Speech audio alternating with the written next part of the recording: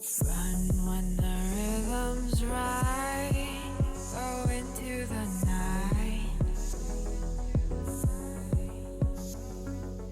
Go until you're out of sight and you're out of my mind. Run when the rhythm's right. Go into the night. Floating as the river flows, easy as it goes to the ocean. So walk on by, I've got no reason to love you, but I do, I do, I do. So walk on by, I've got no reason to love you, but I do, I do, I do. Show me colors of the sky, but all I see is gray. You lost me when you lied. Promise me, but you never try. Secrets in your eyes. You go and run, I'll hide. Show me colors of the sky, but all I see is gray. You lost me when you lied. I don't ever wanna be crowned, just another prize. It breaks my heart, heart. Breaks my heart, heart, heart, heart. Breaks my heart, heart, heart, heart. Breaks my heart, heart, heart. Breaks my heart.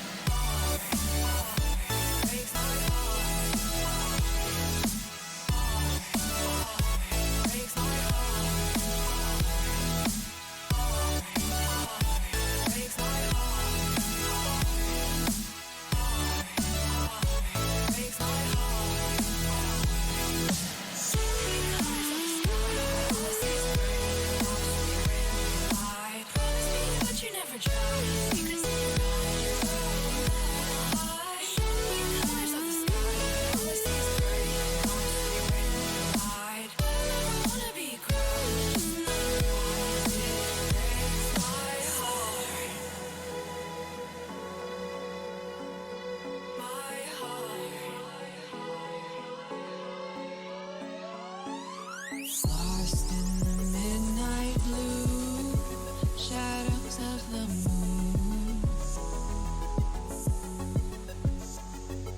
Here with open arms for you, feeling something so new.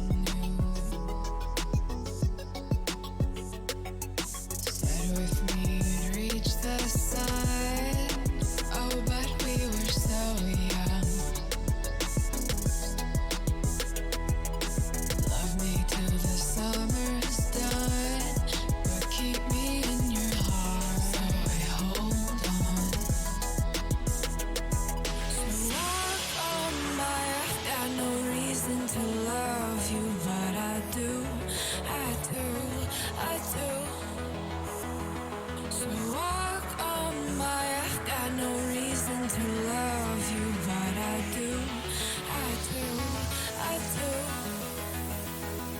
Show me colors of the sky, but all I see is gray. You lost me when you lied. Promise me, but you never try. Secrets in your eyes. You go and run, I'll hide. Show me colors of the sky, but all I see is gray. You lost me when you lied. I don't ever wanna be crowned, just another prize. It breaks my heart. Colors of the sky, breaks my heart. All I see is colors of the sky, but all I see is colors of the sky. Colors of the sky, but all I see is colors of the sky. But all I see is colors of the sky. Colors of the sky, but all I see is colors of the sky. All I see is colors of the sky. Colors of the sky.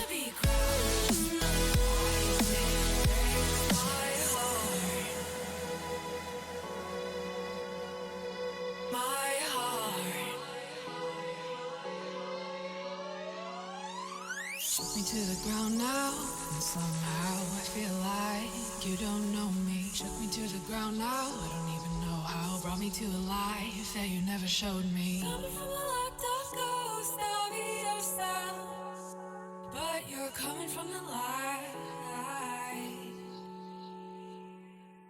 There's more to you than you ever thought there was. Yeah, you're coming from the light.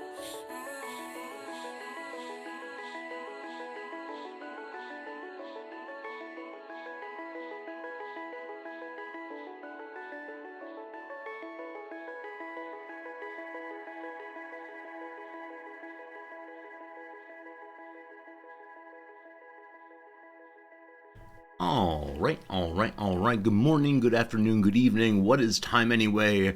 My name is Resorty, and to you, one and all, I say, let me push this button. Oh gosh, buttons. There we go. Say hello, friends. That's what we say here. How's it going, everybody? Hope you're having a very good day indeed. Welcome back to yet another day, yet another stream, continuing our playthrough of Darkest Dungeon 2, which we began yesterday, which is going okay. And okay is pretty good, I think. Hope y'all have very, very good days. Hello, Tante. Welcome in, Daigle. Jim, good to see you. Marks, welcome back. Hello, Milesok. Hello to Silent. Hello, Lynx. How's it going, everybody? Hope you're having very, very good days. Actix, welcome. So glad you're here with us. Why is this music so quiet? Pardon me. Oh, I muted it. One of these days, I'll remember how to push the buttons correctly. Oh, buttons. This is the third day in a row I've had the intro music not play correctly during the talk time. Nonetheless, it is fixed. There's now some piano in the background, as desired. Very quiet. That's what we want. Jesse, it's good seeing you. Hello to you, Hong Kong Cats. Okay is very good for Darkest Dungeon. I think you're right. We actually have not had a complete party wipe yet, have we? Actually have not had a complete party wipe. We had one boss fight where only one character survived on death's door for, 6 turns in a row. Is amazing. And then we have an active run going right now. We've made it to the second inn for the first time ever. And I'm really excited to see what happens past the first inn. I'm guessing the game just gets harder and harder as we go. Until eventually, possibly, we will succeed and get home safely. But maybe there is no safety in the Darkest Dungeon. Ooh, spooky. Anyway, folks, what do I got for you today? One thing is I need to leave a little early today. I'll mention that because today I'm teaching something I have taught previously, but never taught in this class previously.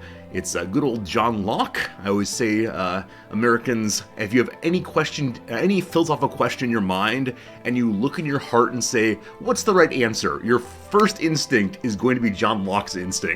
So, John Locke is a deeply influential thinker on revolutionary thought in general, but then also on American thought tremendously. So, John Locke's in this class today, which is fine, happy to teach it, but I need to think exactly how to present it for this class. And as I said yesterday, Monday was an exam day, and so usually on the first day after an exam, students do not do the reading, so I need to go in assuming they've done none of their homework and see how it goes. Big individualist, yeah. He's the thinker who is now often looked at as being the father of libertarianism. He's a classical liberal in that way, and yeah, he thinks we voluntarily come together for our own individual benefits. Anytime someone acts against your property, it's a return to the state of war, this kind of thing.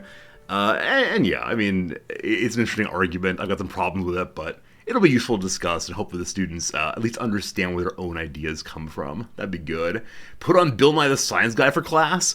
I mean, I have to say, kids these days are so enamored of the videos, to the point that, like, when I'm giving a little discussion or they're listening to each other, they're often like halfway engaged, listening but not fully listening. The minute a video comes on, though, their eyes lock to the screen, and they're really quite engaged for a while. Because of that, I've thought about recording myself. I thought about saying, during my lecture, there's not really a great way for me to make this point here, so I put on a video. I'm going to put on a video that'll help make this point. And then it's just me talking through the point in the same way I usually would. And just see what happens. We'll surely get the laugh, but then after that, will there be a more engagement than previously. And I wonder if it's always been that case. I wonder if even when I was a student, if video day felt more engaging than other days. I'm not sure.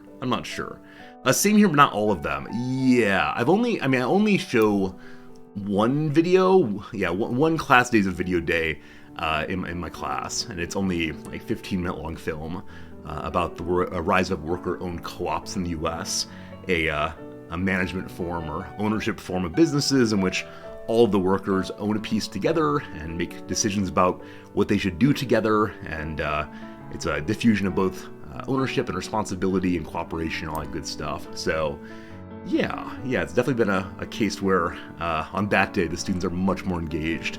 And I thought it initially was because it was talking about contemporary issues that are happening right now in the world, but no, it's not just about the contemporaneous or contemporaneity, or how that word's said, but instead it's the form of the film. So maybe we'll try that, Always excited the media carts in the classroom. Yeah, do I have to get the reel-to-reel player out, or that big old VCR and TV?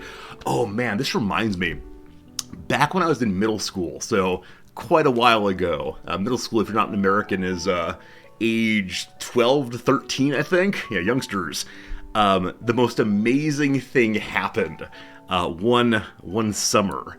Over the summer, one of the classrooms got a permanent television inside of it, where previously all the televisions had to be rolled from room to room on a little cart. Suddenly, there was one that was permanently in a room, and it hung off the wall in this beautiful metal piece, and we all walked in and oohed and ahed. Now, that's amazing enough for the 13-year-olds. However, approximately 5 days into the new school year, there was a tremendous crash as the brand new fancy television fell off the wall. And when I say brand new and fancy, it was brand new and fancy for, 1994, 1995. It was a gigantic, absolutely huge CRT kind of thing. CRT, is that the word for it? Cathode ray tube, yeah.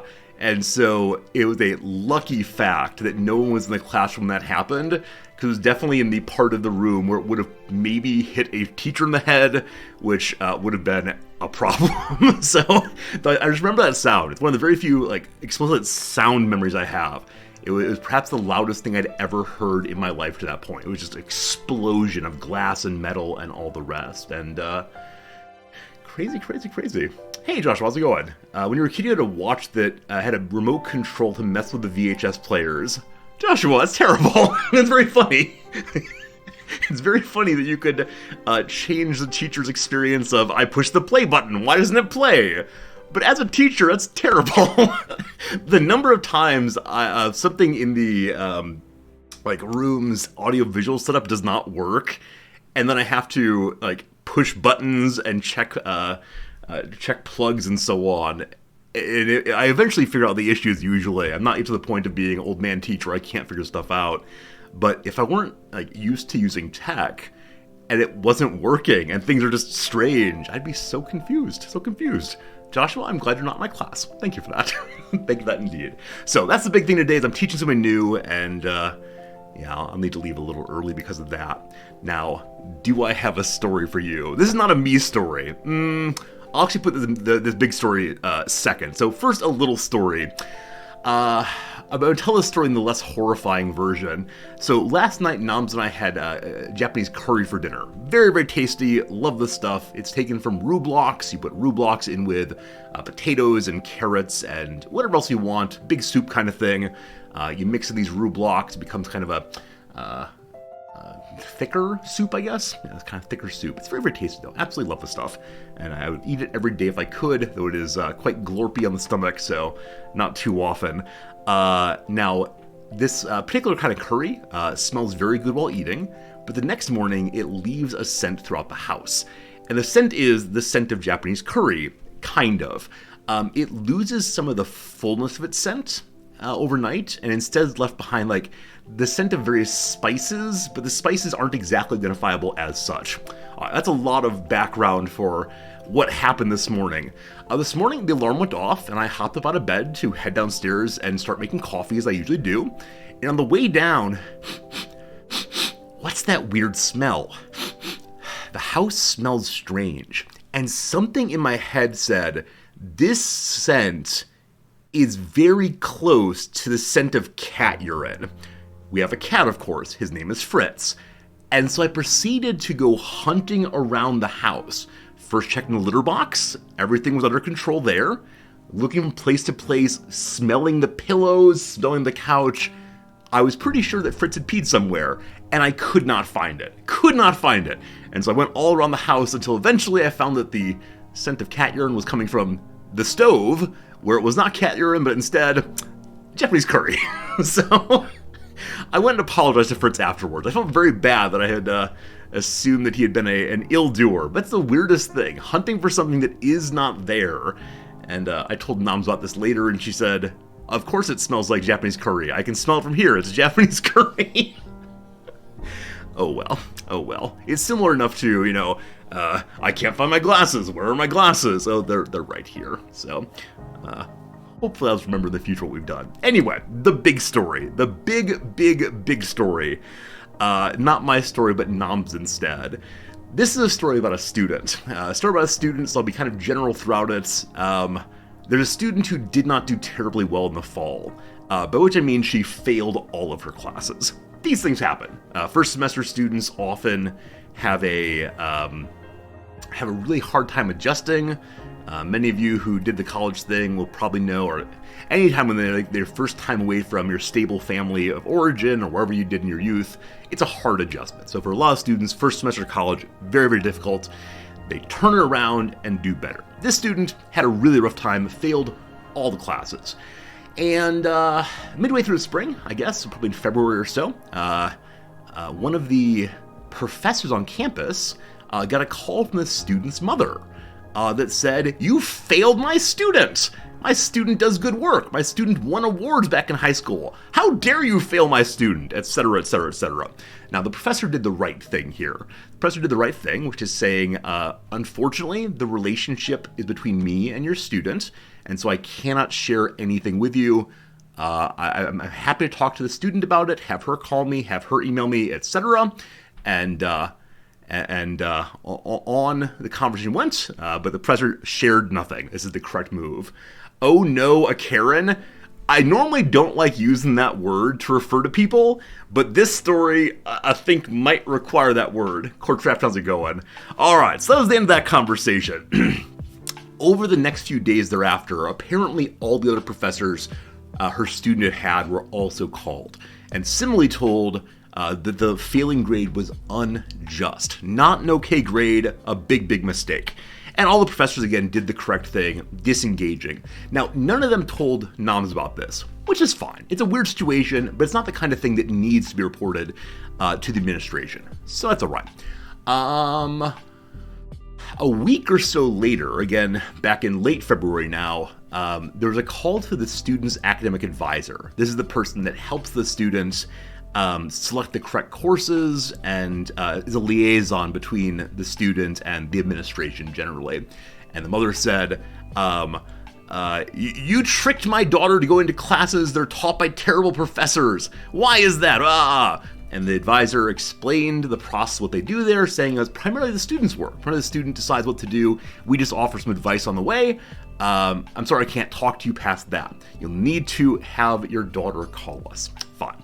At this point, Noms is alert about this. Noms has been told now that there is a very unhappy parent.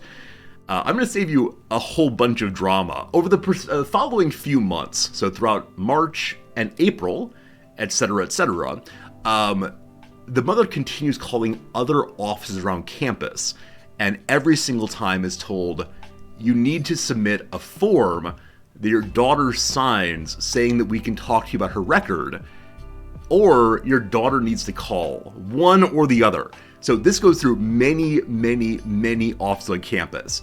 And eventually, there are enough complaints that go up to Noms that Noms goes ahead and reaches out. Noms sends an email to the student, copying your mother, saying, I'm attaching the form you need to fill out, etc., or daughter, you're welcome to come in and talk. So after this happens, A week or so later goes by, the form is submitted. And so it is now possible for the mother to talk to all her professors, the administration, etc., and be told what's happened. So she starts again at the bottom, going back to the professors. And the professors say, sorry, ma'am, your daughter did not come to class, failed her assignments, etc. Mother says, no. My daughter told me she went to every single class. My daughter told me, etc., etc., etc. Of course, the mother here is not satisfied with the professor saying this, because are they accusing her daughter of being a liar? Her daughter would never be a liar. You're clearly the bad teachers. Okay, you can imagine how this goes. It continues on that way. Eventually, getting its way back up to Noms again. Noms again is the head of the faculty. There's only one person above her. And so Noms says, all of our records here show that your daughter has not done terribly well. All your records here show that there were some problems in attendance, etc., etc. You need to bring the daughter in. You need to bring your daughter into this, and you gotta talk to her. So I'm sorry, I can't help you past that. Here are the policies. Here's what's happening. We got nothing else. And so Noms thinks this is the end of it. She'll either hear from the daughter, or this will go off into the banks of memory as being one more unfortunate thing. Maybe she'll sue, suggesting she wants her money back or whatever, but that's how it goes. So the story was over about 4 weeks ago, maybe. This morning, Noms gets an email that came in overnight. It's an email from the U.S. Embassy.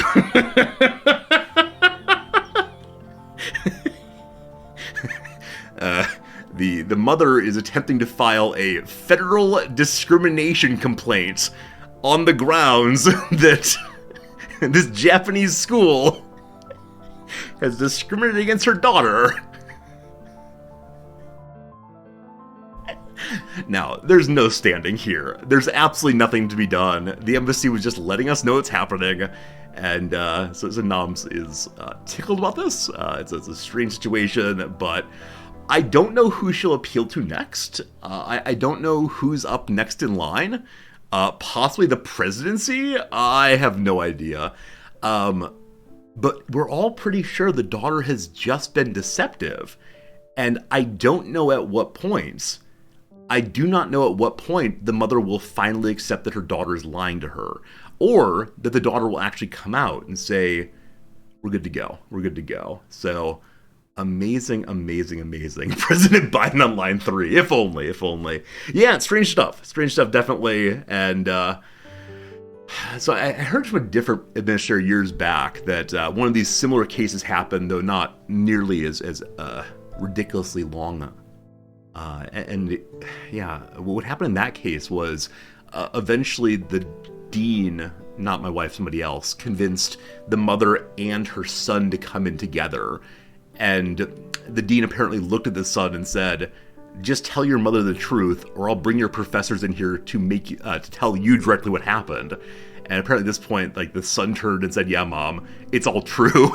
And then the mom, I should not laugh at this, but hit her son very hard and said, you've made a fool of me. I think that's what's happening here in a lot of cases, right? What's happening in a lot of cases here is there's pride happening, both on the side of the child who's saying, oh, I never screw up in school. I can't let my mother think less of me. And then the parent figure who is unwilling to accept that their child would be a dishonest or failing person as a student. And so these terrible self-images play out in the weirdest of ways. I'm not normally one to endorse kind of pat responses or mottos, but here, honesty is definitely the best policy, because otherwise this thing gets insane. And I don't want to say the mother must have better things to do with herself.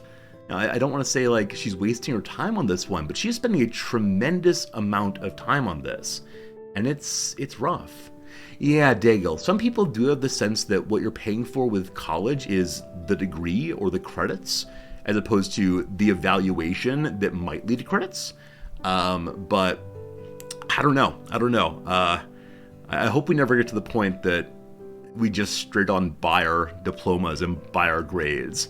There's a long conversation about that to be had, but yeah, it's a weird thing when people are unwilling to accept that at some point along the way, no one has said no. The kid's just lying. Tell the truth. Makes you sad for the generally good kids who have genuine issues. Yeah. I mean, there's a lot of really interesting research about the way in which life outcomes differ based on, do you have someone in your corner as a child? Do you have someone who's willing to advocate for you consistently? Now, this is well beyond just advocating for you, but it's crazy. It's crazy. The Ivy League is very hard to fail a course. Yeah, exist. Michael Sandel, who teaches at Harvard, has some thoughts about that, saying that one of the big problems in American higher ed is the great inflation happening at the top, which then pushes it down on everybody else also. It's his great book about meritocracy, and I think he's absolutely spot on about this. But the parent might be dealing with a non-trivial loss of money and time. Oh yeah. And I mean, yeah, I don't want to say it's not a sacrifice to have a student do poorly. You're just blaming the wrong person.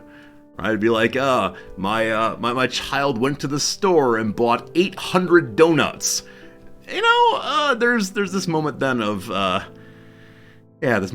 who's to blame, right? Is it the shame of the store to sell them the donuts, or is the mistake of the kid to buy them? And I understand one does not want to criticize one of them children, but after a certain point, you got to admit the day has been lost and kind of move on. So, I don't know. I do think a lot though about having a parent in your corner or a guardian in your corner. So one of the big changes in the past 10 years in higher ed has been more and more disability accessibility moves, which I think generally a good thing. If you're someone who has trouble with attention, it might be easier for you to do your correct level of work on an exam if you take it in a quiet place instead of in the classroom. Awesome. But it also tends to be the case that people who have these kinds of accessibilities are those whose parents have enough money to afford a doctor or psychiatrist to do the evaluation. And so in my class this semester, I have a young woman who I think would probably qualify for one of these, but she doesn't have one. And so I wish she would go get the letter she needs, but I can't force her to do that. And so I always wonder about the way in which parents prepare the world for their students or for their kids generally.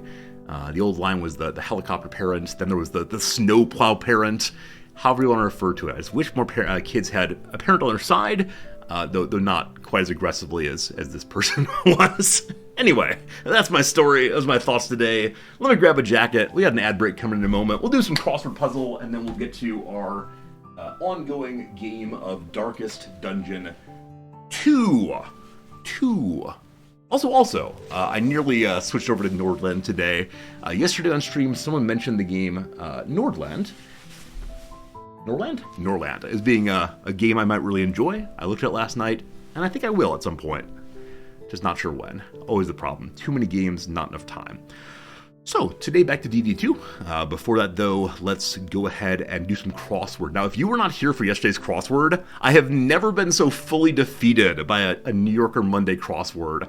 I just could not get going in a bunch of directions. Many of you saved me. Thank you for that. Hopefully today I redeem myself. Hope that I redeem my abilities and everyone smiles and claps instead of has to help me drag my mostly dying corpse over the finish line. Cyber Oracle, how's it going, friend? Thanks for being here. Hello, friends, to you also, and thanks for the generous resubscription. Let's see how this goes. So I'm really hoping that I can capture today's puzzle without changing the size of the box here. Is that good? Appears to be good. All right, very good. So, some sources of corny jokes. I want to assume dads, maybe. So, like dad jokes, sure. Yeesh, yuck, ugh, kind of thing. Short change. So, when an electrical short happens, it blows a fuse. Yeah, I mean, to be short change is not to have enough money to pay for something, but it could be a very small word meaning change. Not sure. All right. Like some wills and grips. ironclad. I think maybe iron. We'll see what the down is. Point in Cantonese. I have no idea. Shag under the table, maybe. Ho ho ho, a little naughty. Area rug it is. Doctrinal dicta. So orders or claims given through a doctrine. I should have that immediately. I'm not sure what it is, though. Suddenly perk up. Snap 2, I assume. Big Believer's Place. Big Believer's Place. It's like a mega church, probably. Oh, Dogma, of course. Yeah, of course. Mega church. Uh-oh. It's not just mega churches. It needs to be E. So maybe mega cathedral. The Dogmata, I believe. Good. Playing surface. A court, possibly. It could also be a green if you're playing golf. It could be a field. Okay. Big League Blank. Brand whose inventor credited his inspiration to future Tar director Todd Field. Well, there's Big League Chew. That's a kind of gum. Inventor credited his inspiration to future. Is it said Tar? I don't know. It's about a composer. A maestro, conductor. I'm gonna say it's Big League Chew, and if it's wrong, that's fine. So Big Believer's Place. Yeah, some word for church is a little bit shorter, perhaps. Start of an expat assignment briefly. So expat is a person who is immigrated with money. That's how it tends to go. Maybe temporary? Not sure. All right, Yuki-chan, how's it going? Good seeing you. I missed the R in church earlier. Oh, did I? Oh, I did mega chutch. Thank you. Thank you. I don't mind that kind of help at all, because it's just me mistyping. Start of an expat assignment, yeah, I'm not sure. All right, ancient Mediterranean jars. These are amphoras. We'll see what the plural is. Is it amphorae? Maybe? I'm gonna leave that blank and we'll see. Eleanor Rigby backing instrument. Eleanor Rigby, da da da da. Is there a viola in that? Also, the ads have not started yet. My apologies. I'm sure it'll start soon. I can't force them to start them now, unfortunately. I think it might be a viola. Let's see. A business that requires union membership before hiring. A closed shop, I believe it's called. So it's not a viola, it's a cello instead, I think. Okay. The G in EG. It's a Gracia or Gratis? I believe it's Gracia, I'm not sure though. Buena Vista Social Club guitarist Elades, I have no idea. Look at me not knowing my plurals of ancient languages today. Approaches sneakily. Something up or on is a possible ending. Lacking. Uh-oh. Lacking. Out of. Main entrances. So a main could be a water main, possibly. Not sure past that. A Blank Tour. The organization announced a planned merger with LIV in June 2023. That's the PGA. How striking, though, that Saudi Arabia is getting their fingers in absolutely everything recently. What's the down real quick? Red letters. GOP, Grand Old Party, American Republican Party. Sharp criticism. Possibly a barb. Let's see what the bottom is here. Tall chest of drawers. Oh, boy. Is like a chiffonette? Something like that? If it is sharp criticism, not sure. It could be double F instead. Far from terra firma, a C. What an awful word that is. Oh, speaking of things being a C, how about that sub, huh? Like, I don't want to be a rubbernecker. I don't want to, like, spend too much time thinking about or worrying about or joking about people who are either dead or probably dying. But there are very few thoughts I can have that are more terrifying than what may be happening right now with these explorers down at the Titanic. Like, there's this amazing submersible, and it can go deeper than any other sub on Earth, and it may be having problems. Probably is having problems. And if it's actually at the bottom of the sea, it is not possible to save them. Because apparently the various naval rescue subs have a much, much higher maximum depth. And that is crazy. Like, I don't mind swimming, but going much farther under the earth, under the sea than that seems really, really terrible. So I hope they find them, and I hope it's the case that they've lost power and had an automatic safety feature bob them up to the top where they can be seen by a plane. But yeah, even that, though, right? Apparently there's no way to remove the door from the inside. And so even if they're on the surface waiting to be found, they have a limited number of hours of oxygen in there. And that's just something I don't know about. You read an article, the insider, the CEO of the Titan sub clean out security regulations. Yeah, I understand that people who go on this adventure have to sign a waiver saying this vehicle is not regulated in any way. And so on one hand, you want to go, ha ha ha, you fools. But I don't know. It's very sad, very, very sad. And I don't know. I mean, I appreciate why they're doing this kind of tourism. Apparently the $250,000 each person pays to go on it actually funds scientific research they're doing there. But it feels like that kind of scientific research could perhaps wait until better security is figured out or better safety. I don't know. There was a poster on Reddit who said he had been in the sub before and was doing some work for them, I believe, and then dropped out of it very quickly because he had big safety concerns. So I don't know. Like it's one of these moments where I would love to see a movie based on this kind of thing, thinking through the questions of how do people interact in a trap situation like that. You know, some kind of clear moment of we all might die together.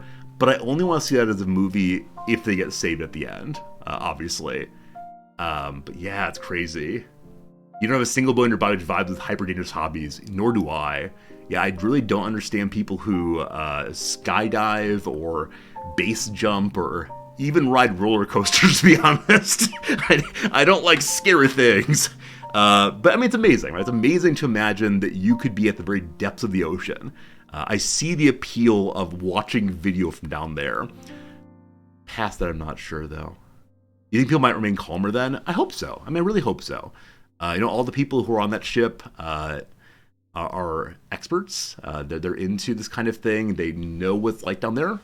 And so hopefully, they're sitting and sharing conversation and just accepting what's happening. I think to imagine anything else is absolutely terrible. Anyway, the ads have now started, so we have 2 more minutes till the ads are done, and see how it goes. Did you go to the ethics committee? I mean,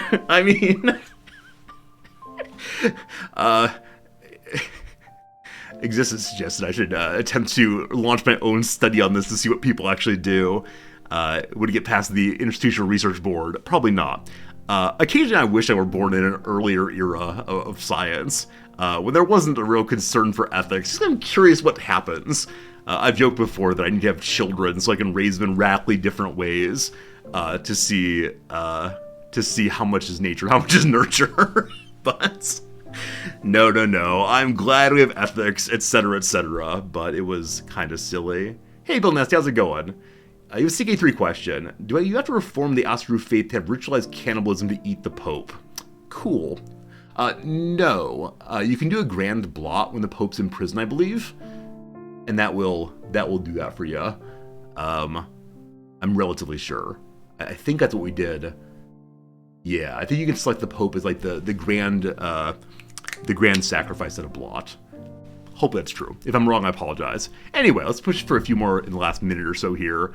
I need to get out of the sad place I'm in right now by thinking about this really like a striking moment of humanity that's also kind of sad. I mean, it's like when the first humans went to space, or the first humans went to the moon, right? Apparently, President Nixon had written a second speech, or had a second speech written for him, of what happens if after all the Americans and people around the world see this image of humanity is on this space for the first time. What great joy, what amazingness. And then suddenly they can't come home. Like, how do you temper that kind of really, really horrible experience and have it not demoralize all of us forever. Yeah, I saw a discussion on the old Reddit this morning about Michael Collins, the fellow who stayed in the spaceship while the other ones went down to the moon, and if they couldn't come back to space, would he have left them behind? And apparently his autobiography says, no, I wouldn't have done so. Now, it's very easy to say that in retrospect, but yeah, interesting ethical questions, and yeah, probably a situation none of us will ever be in, but things that humans do. Okay, sunroof glass option. It can be tinted, possibly. Not sure. Herring known for its roe. I believe shad is often used for roe. Douglas blank. State tree of Oregon. Douglas fir. Whispered question when a mystery woman enters the room, perhaps. Oh, who's she? Who's she? No. Who is that? Nope. What's her name? My turn. Come here, baby dog. Okay, I have no idea what it is. Anyway, that's enough crossword for now. Enough chit-chat, this and that. Thank you for hanging out while we have a nice conversation, do some crossword. It is time to get into the game. I say as the game, there it is, pull stuff up now. Alright, I really thought it would be what's her name or who is she, but no luck at all. Alright, here comes the Darkest Dungeon music. There it is. One of the big questions yesterday was how loud should Wayne June's voice be? And went back and forth until we just made it a little bit louder. I just typed it again? Wait, really? I'm not going to bring it up for all to see, but... Oh, I did the contraction. I did who's she? Who is she would work. Yeah. I did... Alright. Exist? I'm going to ban you. Don't you remind me of my traumas? Yeah, I typed in who's she as who is she. Look at me being overly casual in front of my mystery woman. Hey, Riohan, having not finished DD1, do you know the story of that to play DD2? No, it probably helps a little bit. There's one notable character missing, and it would probably help to finish DD1 to understand that. But you can play the game as is. So, let's continue our journey and see how this one goes. I appreciate y'all being here. We have a lot of fun each day, don't we? Okay, so at the end of stream yesterday, we had gotten to the second inn, which means we finished the first area of the expedition we're on. And that's, that first area was the place of tremendous poison. We fought our way through some cultists. We look at two of the backstories of two of our characters. Also, we did not fight the boss in the first area. Now, this area here, assuming this is the same as last time we went through Sprawl, is very heavy on fire damage, so I think I bought some fire stuff. And also, if we fight the librarian again, I know what to do. Last time we fought the librarian, I had so many resists on my big damage dealer, and so we got through it with only one character still alive. So let's see how it goes this time. This is our first time of having characters actually become friends, having a positive relationship. And so now, when either of these characters, or any of these three characters, use the noted skills here, the other one loses a little bit of stress. And that seems pretty cool. So there's more ways now to remove stress on characters who aren't explicit stress removers. So that's a nice thing. It's a nice thing. Now, ideally, I would like Vestia, or Vestal, Junia the Vestal, to learn how to have stress removal on her heal. That'd be huge. She has that. That's huge. Okay, good. Okay, good. So we'll embark and see what we find along the way.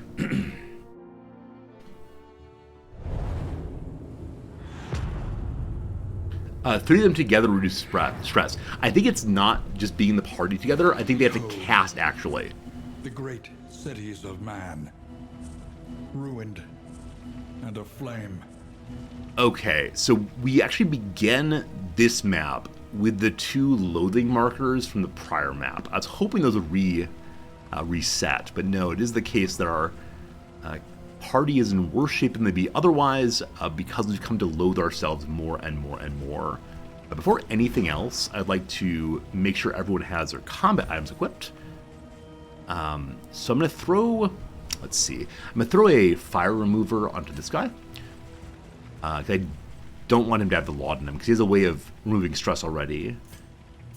Junia, our healer, has ministrations, which allows her to remove fire already. I'm going to give her the laudanum, which will help with stress. Paracelsus can remove fire also. He already has an herb. And then Dismas, our lovely rogue there, you'll have a burn salve, which heals and removes fire also. Okay, so he has a bonus to health for his whole map because he had some food. Not good food, but food anyway. Good stuff. Alright, we have some extra trinkets, I believe, but I think we established yesterday we do not care about any of the trinkets we have right now. Is that true?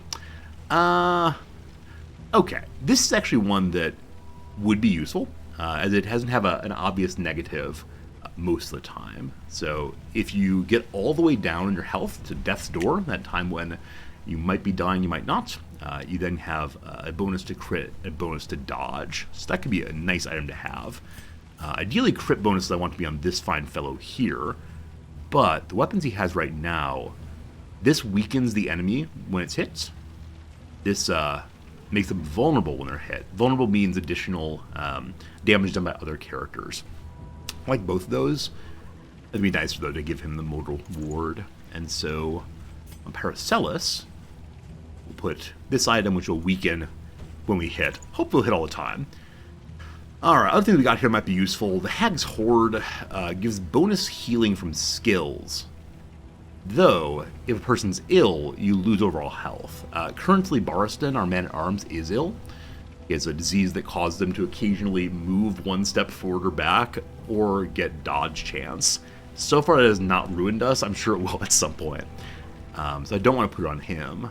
That said, I'm going to throw it onto you. And here we have a heat shield. Give a bonus to fire resistance. That seems very useful for a fire map, as you might have guessed. So put that onto Junia. And this thing, if a flammable item's equipped, the heat shield is not a flammable item, then get 1 fire damage. So sorry, if a flammable item's equipped, you then get an increase to fire resistant piercing. You catch yourself on fire when you miss, I think. But this does nothing for us without a flammable item. Cool. And this item, the stained item, gives 50% bonus to fire resistance. If you're on fire, though, you get more stress. So her fire resistance is currently 63. It feels kind of silly to put another 50% on that. Oh, to 113. I don't know if 100 is the cap, or if you can have a fire resistance removal that will load up below 0. So we could keep that just to make sure our healer stays in good shape. Or we can give a little bit more resistance to the big boy up front. Let's go ahead and do that. Alright, cool. Looks nice, looks good. We prepare to head forward. So our first choice will be between going to definitely a fight or in the direction of something unknown. And we have not scouted successfully, so we're just not quite sure. If you're 100% resistant, it doesn't make you immune. So that was my thought initially, but I know that some enemies have skills that lower fire resistance, or may have like bonuses to hit. And so I suspect it's the case that you can go over 100 resistance because enemies can negate some of your resistance. Now, if it's negated to 80%, you're still unlikely to get hit, but I'm not certain on that. It's the same reason why, when in World of Warcraft, the, what are they called? The tanks had to have like a really high anti-crit chance or something, so that even with crit reduction, they wouldn't take crits. Something like that. Something like that. We'll see. We'll see. So, 2 of our characters wants to go to the right, 1 wants to go to the left. If we go to the left, we'll lose one of our loathings. I'm going to continue along and see what we see. So, heading to the left, we'll get some supplies if we want to. We'll then be locked in for a fight there. If we want to fight the boss, we go to the left that direction.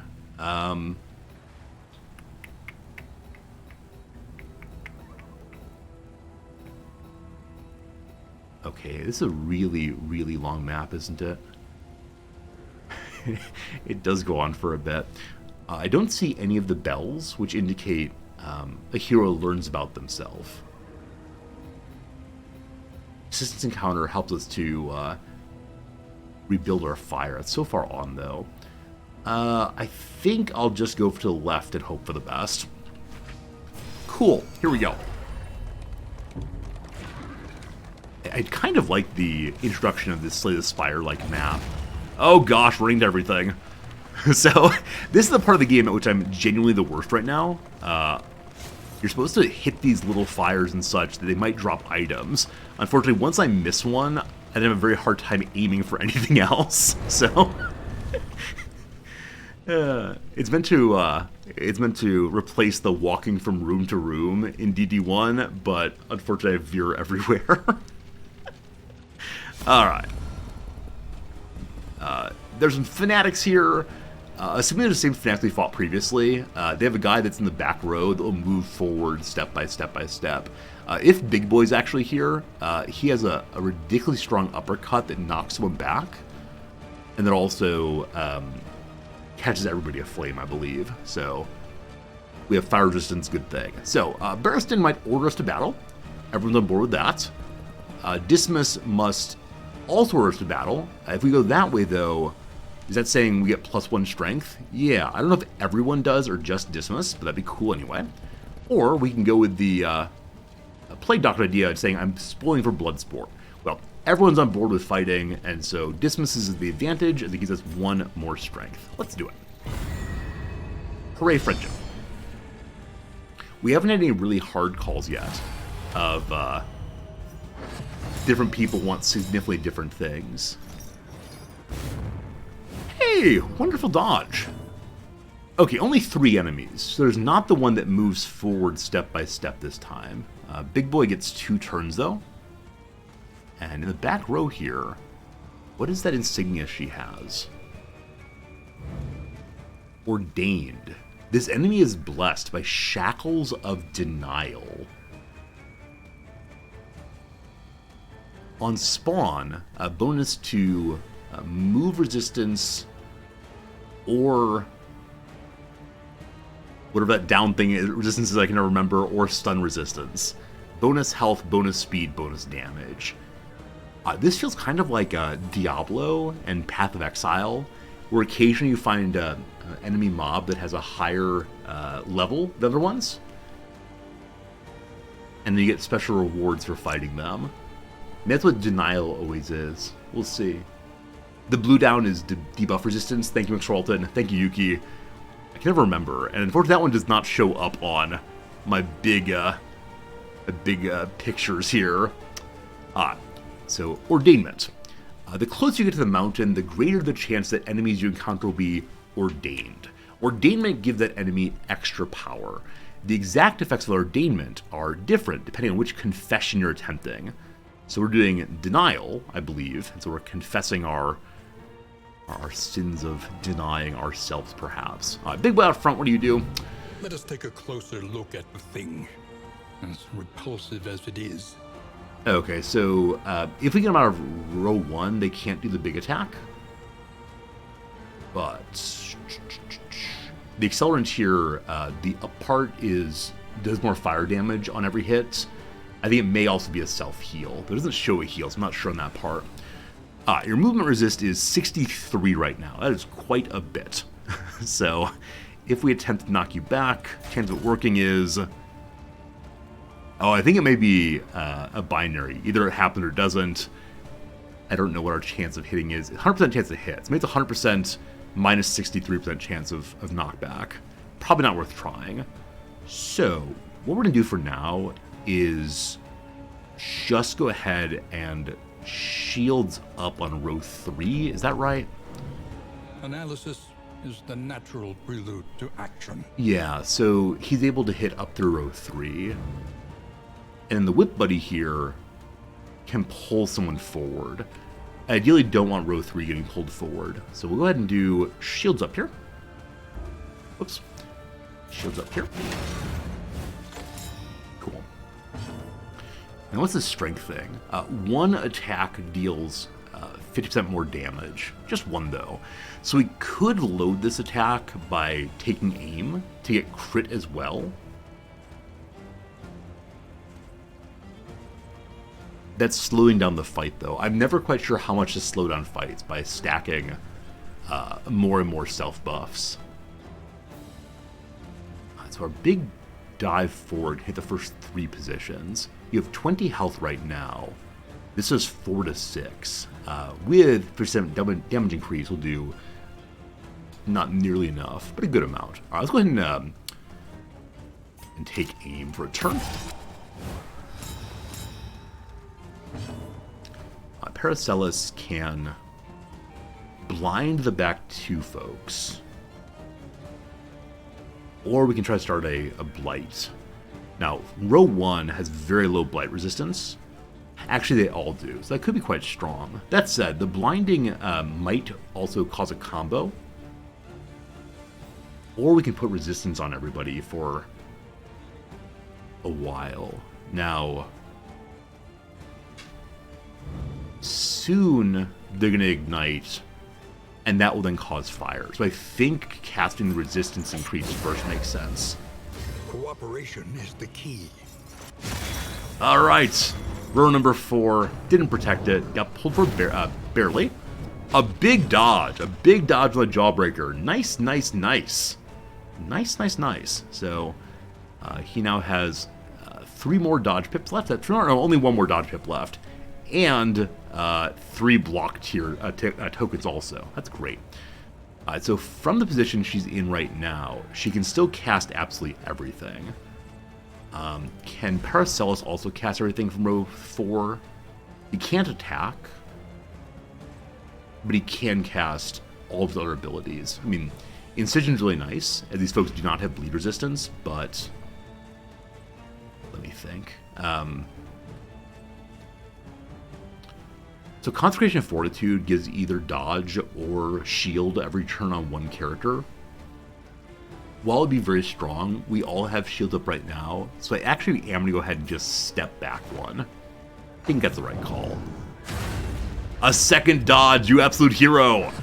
Dodge both the big attacks. There comes the accelerants. Everyone gets buffs now. So we're buffed, they're buffed, everybody's buff. Alright, so now there's double crit chance and resistance removal. I wish someone were marked, but we don't have that right now. So you're going to go ahead and just dive in hard on this one. Oh, it's 25 max health now. That's definitely more than last time, I think. I think it was 20 previously. Go to here. If we go to row 2, there's a possibility with crit of getting a kill, I think. Ah! Ah! Ah! I should have seen the dodge and just gone for front row, because no dodge would have been much more likely to be damage. Buff everything, Resorty. Have him dodge, Resorty. Yeah, I was just not seeing that they had a dodge there. That was a bit of a mistake there. Ah, rough. I didn't even see the dodge there, honestly. I gotta look more closely. This is fine. This is fine. We're gonna be fine. Everything is fine. Okay, so let's begin doing some damage. Just for not standing here all day, you know, not doing damage. There's a resistance of a bleed on 10% bleed, or 10 points of bleed resistance. Unfortunate. Okay. So. We're gonna go ahead and consecrate this turn, I think. Does that make sense? Yeah. So, you get dodge and shield for now. I guess we're gonna head on in. This immobilizes as opposed to stuns, but that's okay.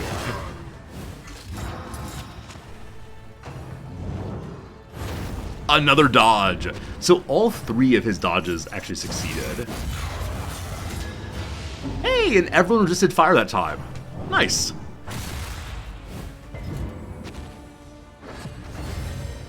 Things are going pretty well right now. Pretty well. Okay, so Buddy in front row has a dodge now. We can use Illumination to remove dodges, and I think that's better than... Oh. So, at level 3 Conviction, which I think just ticks up as time goes by. I'm still not exactly sure how Conviction works, but she's able to do a tremendous amount more damage. Up to 10 plus 3. For now, I'm going to remove the dodge here. Cool.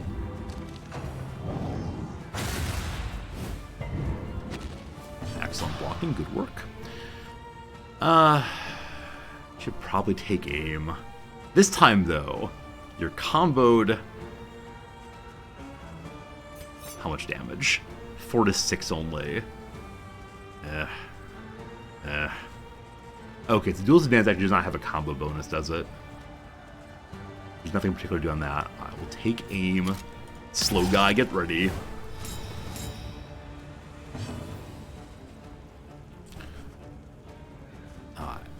Kinda want to go for the Blight again.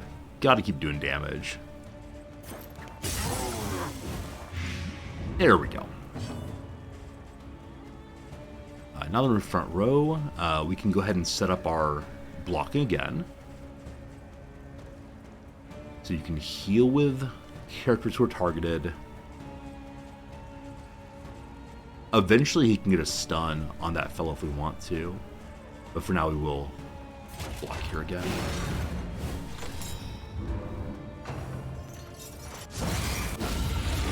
Yes, riposte. Yes, riposte. One burn finally went through.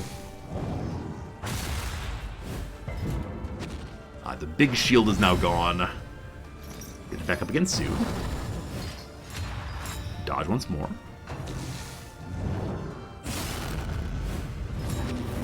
There's the knockback. So we can do point blank shot to get back. We've already done the take aim, I believe. I'm pretty sure we did take aim, but I've lost my crit. Don't know why that is. Well, whichever way, here comes the front row shot. Moves to back row. Or second row, rather. Knockback actually worked. Frankly amazed by that. So, 2 of them are now marked. You have 9 health, 12 health. So this is going to tick to 5 plus 4. Does not do it, unfortunately. The bleed will do 3 damage plus 1. Not quite enough either. So we're not going to get a kill on him with just dots. I'll use someone else for that in a moment. So I guess we'll go for the Whipper instead. Or we can go ahead and remove someone's burn. She has Ministration. She'll remove that in a moment. And Man-at-Arms can attack to get 10% health back. So, yeah. Try to blind both of these so they miss their next attacks. Not quite. Alright, so we'd like to Ministrate. Remove this. Extinguished at last.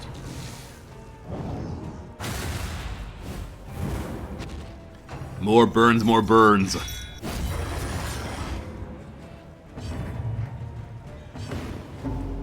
Okay, health went out a little faster than I expected it to, so we will self-remove them.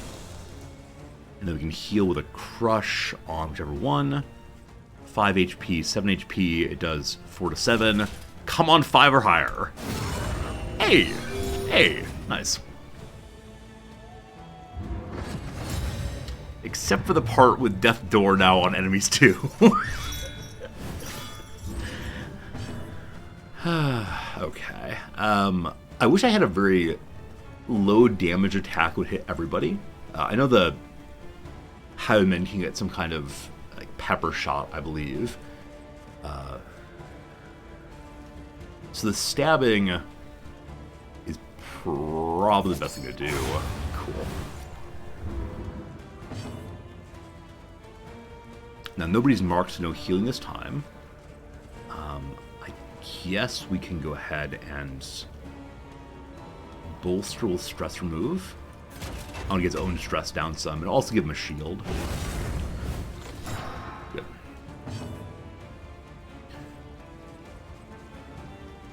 If we advance here, 4 to 6 damage, not quite good enough. If we just shoot instead, 4 to 8, fingers crossed.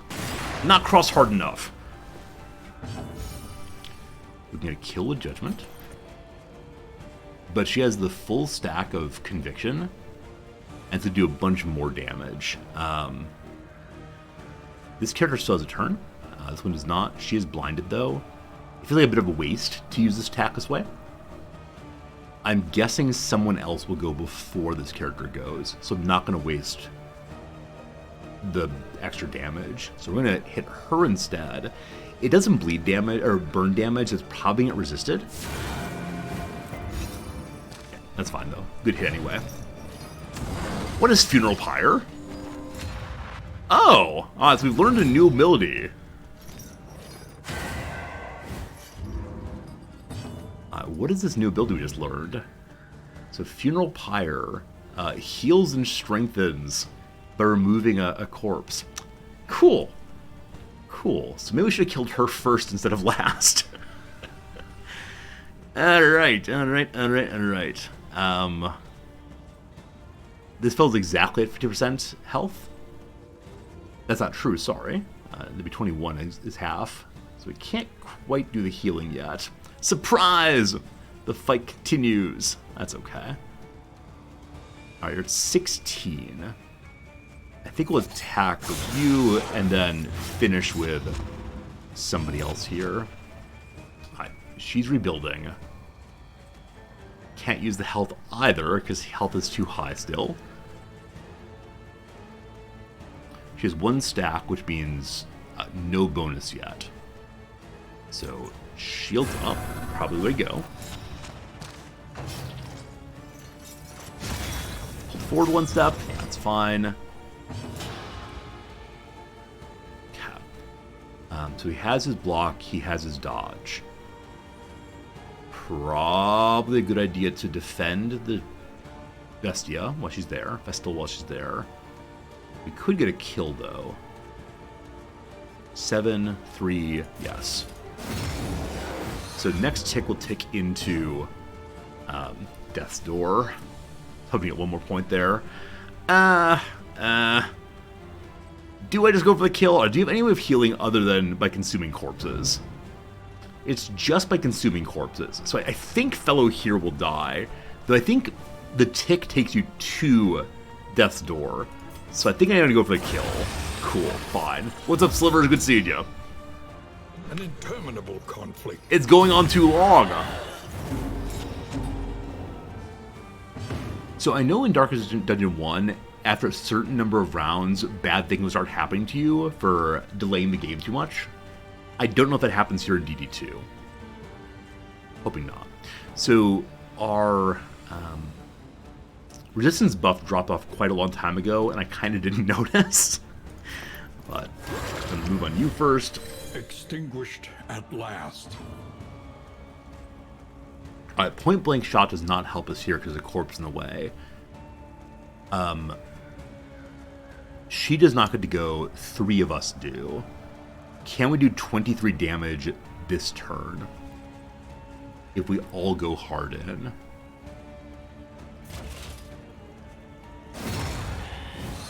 Guessing no. Guessing no, but we'll see. Hopeful! Look at that! Empowered. Emboldened.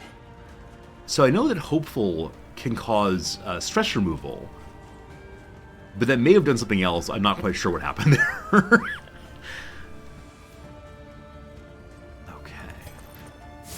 Be judged.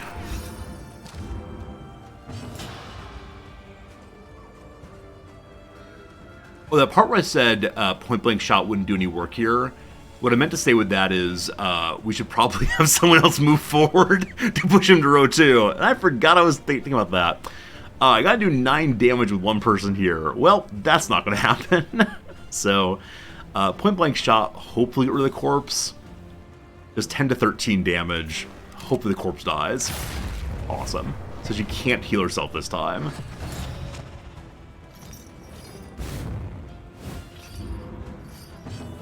We're good. We're good. We're good. No healing allowed there. Let's do some damage.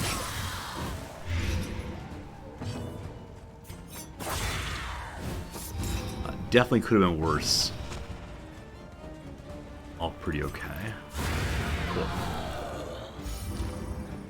Yeah, someone said yesterday in chat that this game Greater feels... threats await those who dare. Yeah, feels more strategy-like than DD1, because you can see the turn order coming and think through it a little bit more. I like that. Might be true. Stun and movement resisting trinket. I think we have an open trinket slot, so we could use that. It has no downside. The loathing whispers. I think only Junia has that opening. It'd be really nice on our front row guy, but I like him having the items he has right now. Yeah. So sure, you can't get moved much. Okay, we picked up some items to be used to buy stuff in the future. Ahead we see what? Well, we see to the left some items. Straight ahead, who knows what, we'll definitely lose to armor. And to the right, another fight. I'll take the free items, I think. So I'm kind of wanting to go to the boss fight and learn all about that. At this point, just seeing bosses I'm really enjoying. Only seen one so far. Oh boy. Oh boy. The walls.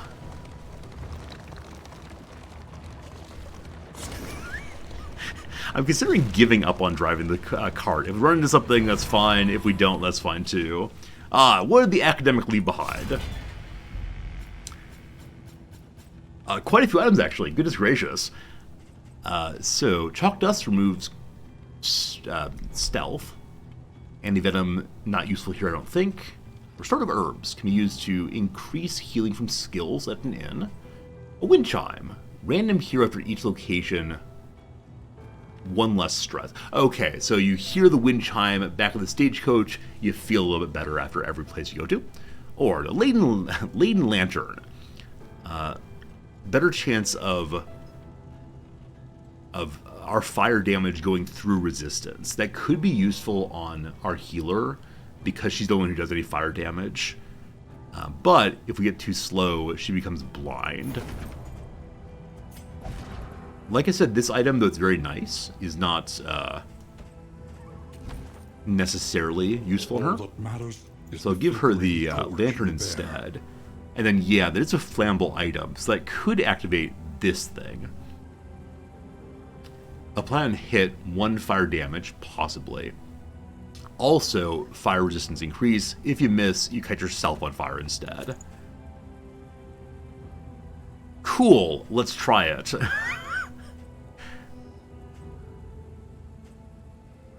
Wait.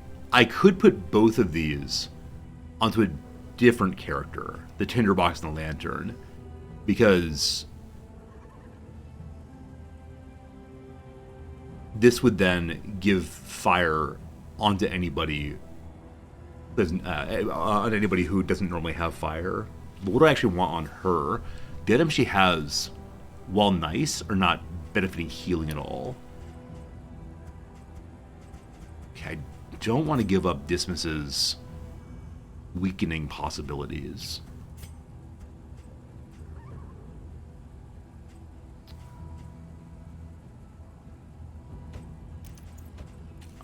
Let's go ahead and try the Fire Fun and see what happens. So take these from you. She can then have an increase to healing that comes to her. Not super necessary, it's okay. And then we'll do the don't get moved around. So now when we hit, we do fire damage.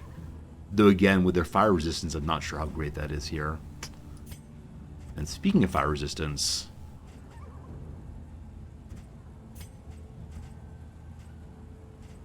maybe it's better than not be able to move. What? I pushed some buttons. Will it work out? I have no idea. Let's check and see, are we full of combat items still? Yeah. Good. Okay.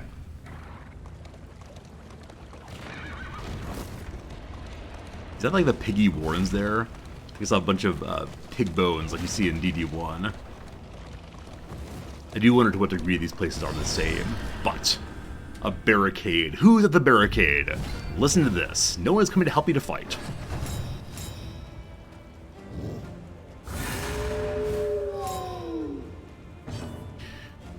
Okay, so new characters not seen before.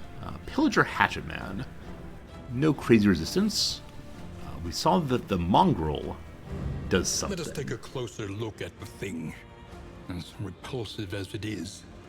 So Watchdog is able to be targeted by hitting somebody else instead, and it has Post also, and it dodges too. So ideally, I want to use Illumination to remove this. Fred, they have to kill a dog. Earmuffs, eye muffs, etc. Gotta kill a dog. Hey, Vitate, thanks for the follow, I appreciate it. First new follower of the day. Always appreciate having you folks decide to join our community. Thanks for being here, sincerely. Okay, so back row is the villager Crackshot. Here's a pistol in his hand, rather. Guess I'm gonna try to blind him for now. Oh, better yet, Ounce Prevention also gives bleed resistance. I'm guessing these characters are gonna bleed, because I think they did that in DD1. So resistance goes up. Cat. Holding off on doing anything to the puppy dog until dodging is removed.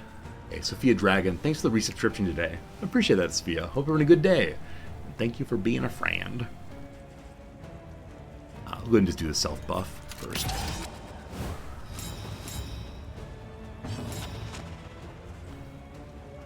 Okay, here comes Illumination.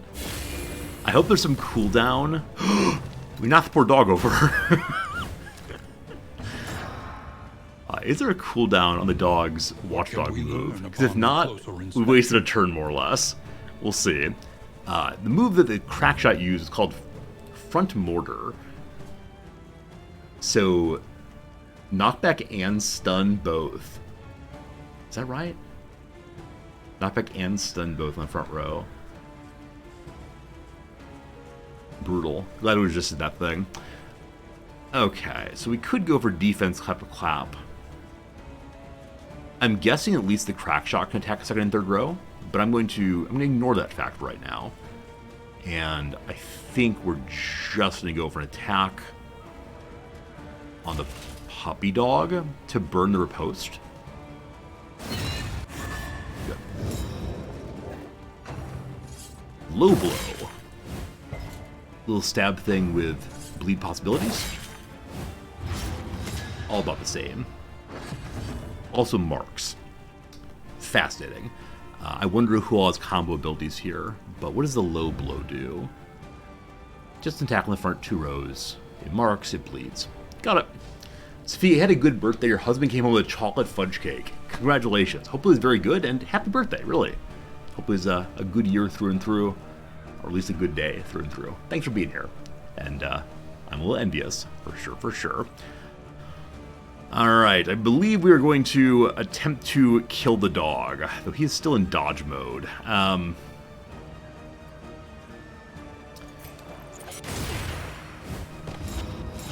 So that burned the dodge, and also caused a daze, and also caused a blind, and also a combo. Man, the blinding such and so is so good there. That's great. Junia, I kind of want to put the defensive fortitude, that's right, fortitude thing on her while she builds up her conviction.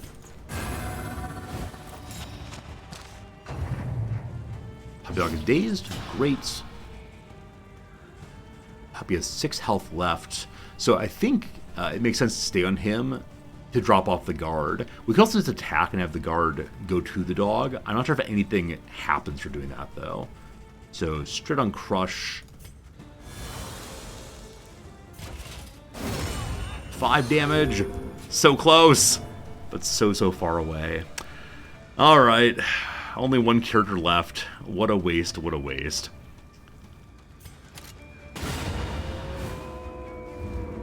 And the crit too. Feels bad, man. Feels bad.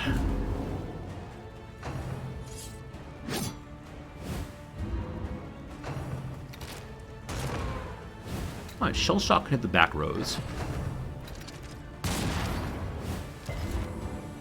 Okay, so like I said, it is a knockback and a stun on the front row hit. Shell Shock, though, hits the last 2 rows, weakening them and fearing them if it hits. Cool. So we'll be doing... Dismiss comes next. Dismiss will be point-blank shotting to pull back, I believe. And so we're going to weaken you straight away.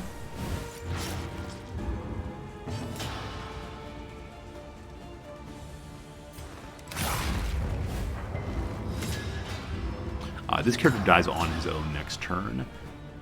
Dying with a combo on feels real sad, though. No, I can't say he's dying on his own. He might just go Death's Door. I'll eventually remember that. So hitting him for the heal, as well as putting him on Death's Doors. A righteous action. Cool. So, in the same way I shouldn't forget about Death's Door, I also shouldn't assume Death's Door. And I don't know how to think about the relationship between those two thoughts. But good stuff, good stuff, good stuff. She's fully charged up on her fire now. So let's go ahead and get some fire going on somebody. Malaise. Lovely. Measured and steady.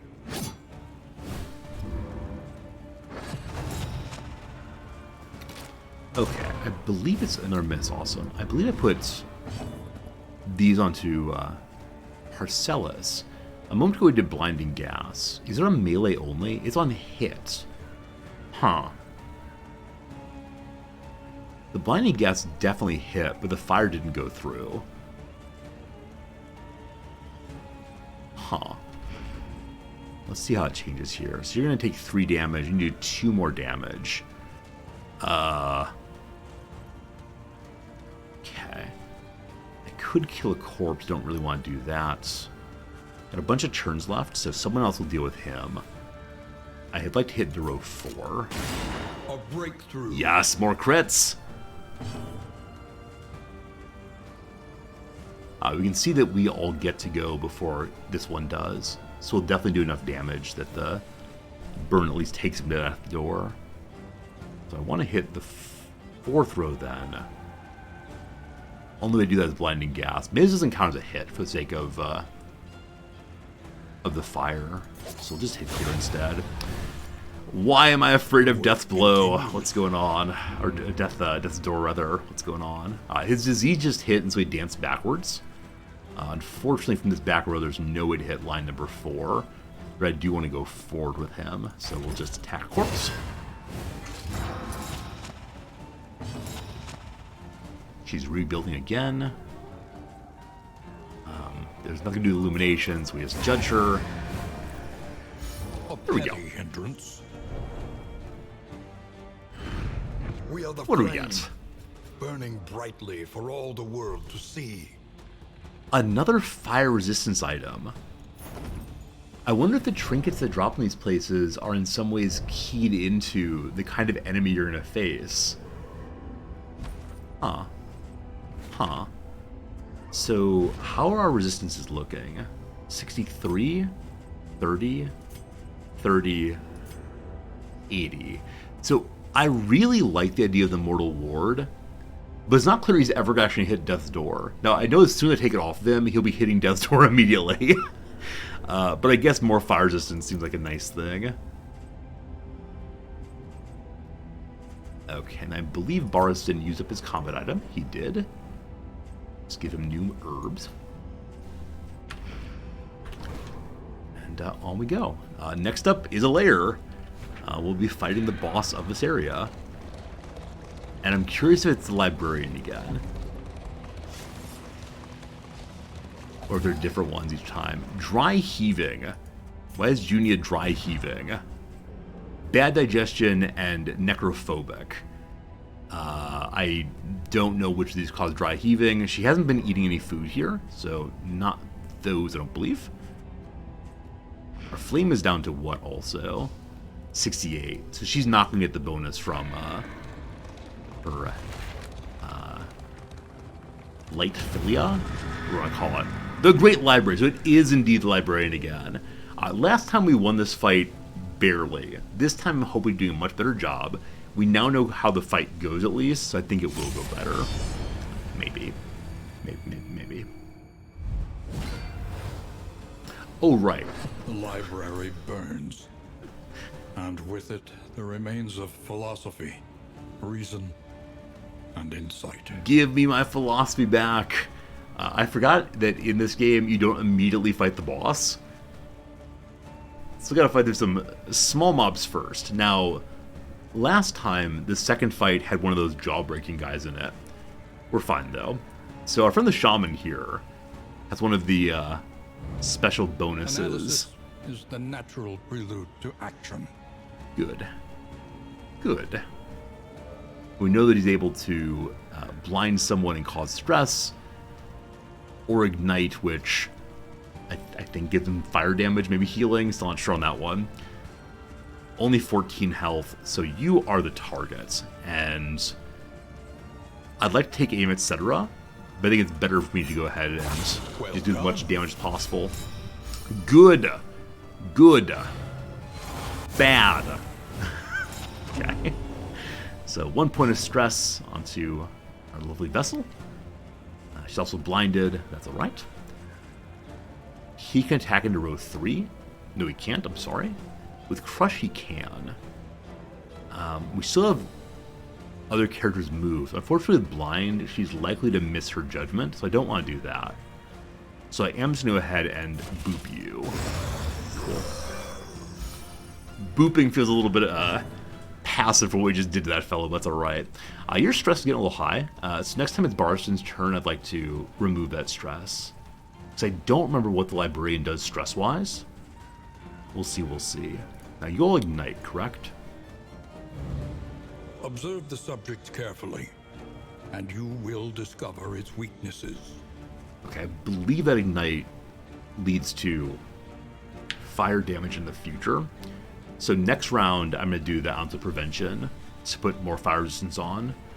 For now, though, they have low blight and low bleed resist. So I'm just going to go with make with the stabbing. The fiend's strength doing. Hey, bro, how's it going, friend? Good seeing y'all today. Okay, so Junia, we'll get your fortification up and going.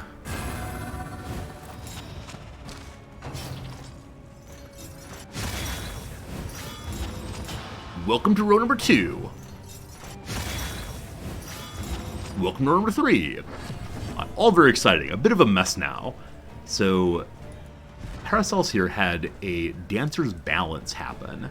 When moved by an enemy, gain 2 rounds of dodge. Cool. So he's got the big dodge and the little dodge right now. So his being in row 1 actually is not the worst thing in the world. He's unable to move, though. So I think if we point blank shot, we still stay in row 1. Is that true? Straightforward. Wait, what? Okay. So, these two characters are mobile, and so going back 1 moves you back 1 relative to the only other person who can move. Oh my head, okay. Because I thought previously, when we had Dismas immobilized in row 1, Barristan couldn't move over him. Craziness. Absolute craziness. Well, we got 3 people until this thing's over. So we'll just do some damage. Very good. Alright, my friends. We have a second fight here. We will advance to it, but first, we have an ad break coming up, so the ads will be coming in just 1 minute. While the ads are going, you won't miss any important content. You just miss a man flailing his way through a crossword puzzle, and what more do you want than that? Welcome to the flailing. Thanks for being here, really. Hopefully you enjoyed our DD2 playthrough so far. It will continue presently. Blazed. Blaze could mean both to smoke something, or being full of the something, or Obviously, it's just something burning normally. So, smoke duh would work, but it's not fit here. I'm not sure. Words from so blaze could also be like a feeling blazes in one's heart. So with ardor, you feel something. Not sure. Words from someone regaining consciousness. I mean, I want to say where am I? Who knows if that's right? I love that there's 2 questions in a row though. Who is she, and then where am I? Hope that continues all the way through. Does numbers as a number? Wait, my head is broken. Does numbers as a number? I don't know what it is to do anything as a number, other than possibly like in here or exist. I have no idea. Aid in storm tracking. When I was a kid, the fire department would go out and look over the fields looking for tornadoes. Radar is often used as kind of thing, I believe. We'll see. Hey Siri, I shouldn't say too loud. Hey Siri, counterpart. Is it Yo Alexa? It's something Google. Is it like Hi Google? Yo Google? I don't know. Agenda units. That's an items on an agenda. A slinky, for example. It's a coiled spring. Blank butter is a lotion ingredient. Shea butter at that. Ready to swing. At bat. Then. Next, possibly. When, possibly? Not sure. Up blank. I know an insult starts with up, but what's the down here? A spot for Spider-Man's web shooter, the wrist clearly. Up top. Like a high five. Up top, chat. Up top. Let's do the high five thing. Down low. Oh, too slow. Gotcha. So it's up top. This is Bertie Wooster expression, thought to be derived from part of Beowulf's what? What ho? What ho? Incidentally, Viewer Exist put a lovely recommendation for a new Beowulf setting over on the Discord. I've purchased a copy. I'm going to nom for her birthday. I'm very excited for this. Alright, 1977 film with many scuba diving scenes. The D. I definitely typed the wrong letter there. The deep, good. Loud footfalls. Stomps, possibly? Let's see. Animal known for its riding reflex. That's the cat. Thuds, maybe? Even. Uh-oh. Uh-oh. I mean, it's not hi, Google. Even is smooth. Oh, it's okay, Google. Okay, Google. So thuds or thumps. More than willing is glad. Good. A Monopoly card with a mortgage value is a deed. So the deep and deed. Buena Vista Social Club guitarist Elades, no idea. So let us not talk falsely now. The blank is getting late. The hour's getting late. Bob Dylan, the poet. As you might know, he won the Nobel Prize in Literature some years back. Bit of a scandal. And his Nobel Prize acceptance speech was undergradish in some respect, but I sure do like his music, even if his writing is a little bit off when it comes to self-expression. But it's not the job of the artist to explain themselves, merely to create. Author of The Tale of Genji, often called the world's first novel. This is one of those things I have heard before, but I don't recall. Inverse trig function, I don't know. Something cosine, something tangent, I have no idea. To the nth degree, good. New York City's High Line passes through it. I have no idea. The something, I don't know. We want the tea. Tell us. Tea being truth or gossip. Spill the tea. Emulate an eagle. Probably swoop. For love, poet Robert. I don't know poetry here, unfortunately. So tall chest of drawers. I said with a chiffonette. It is not that. A chiffonnier. No clue. Capital city where the Jatiya Sangsad is based. Blank Jong. That's Mahjong. That lovely tile game. Many casually. Tunza? Oh. A scene in a natural history museum. The diorama. Look, it's dinosaurs. Look, it's cave people. They're having a bad time. Very good. Ads are done. Thanks for still being here. I do appreciate that a whole bunch. Return to our game and see how we're gonna do. Good. Fight 2 of 3 is upon us. Okay, so this is a different setting than last time. So I'm guessing these are sort of just random fights that could happen. In the district, though probably they're a little more difficult each time. So you know the buddy back here is going to just march forward step by step by step. The shaman, I believe, is a stress creator. What can we learn Yes. upon closer inspection?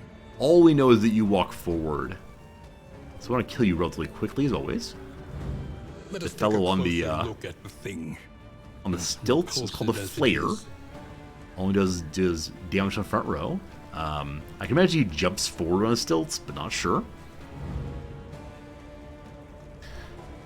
Okay, so I want to kill both of these if possible. Again, I think that the blinding gas does not count as a hit for the sake of removing a damage blocker, because it doesn't actually do any damage. So shields up first.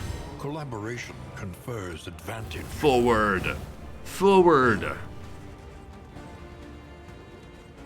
We could try to set it up so that when this fellow's in the front row, Dismas is ready to one-shot him with the point-blank shot. That said, it looks like he gets to go before Dismas, so it seems a little bit less than great. If we set up tracking shot, nobody does more damage. That's probably not worth doing with our hurry here. If we just pistol shot, it's a bit of a waste. Oh, we could get a stun off of tracking shot. Let's go ahead and do that. Though again, that does not take off his block ticks. So we gotta do that now. Well, or is it better to have blocking happening? I gotta play conservatively.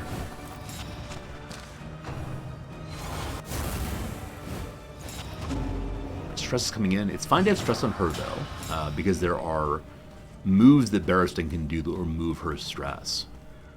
But when he's at next position, then Rampart will knock back and also cause a daze, slowing down the fellow moving forwards progress. So I'm gonna crush, which is a waste of damage, just to get rid of the blocker there. Stab, this is new. So this long, pointy, I thought it was a cane, actually a weapon. He strikes forward. No big problems though. Come. So, as much as I sure would like to do anything to him, all we can do is blind. So we're gonna do some damage here instead. Okay. I wanted to save the mark here for the knockback, and I failed to do that. So I'm gonna mark him again.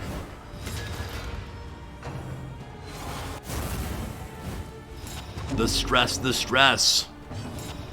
Also, man, this blind is gonna cause a problem. On our healer, it's not a big deal, but here's how we hopefully eat the other big blocker. A miss. Very good. Thanks for trying.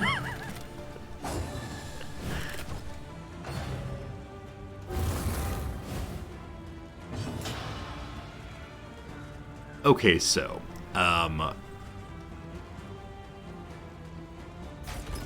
coin flip time. Excellent. Excellent, excellent. It's not backed. It's also dazed now. And so they'll move last next turn. That's good. Hey, Kaliri, thanks for the follow. How's it going, my friend? Okay.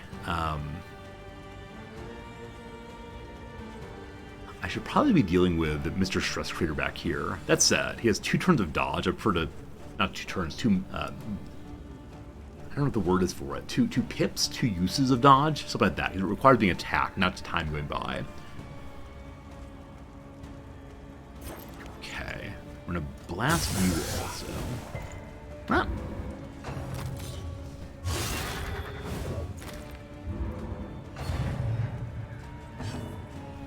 Okay, so you are now last in turn order this turn. I think I just want to stay back and do damage. This will again daze.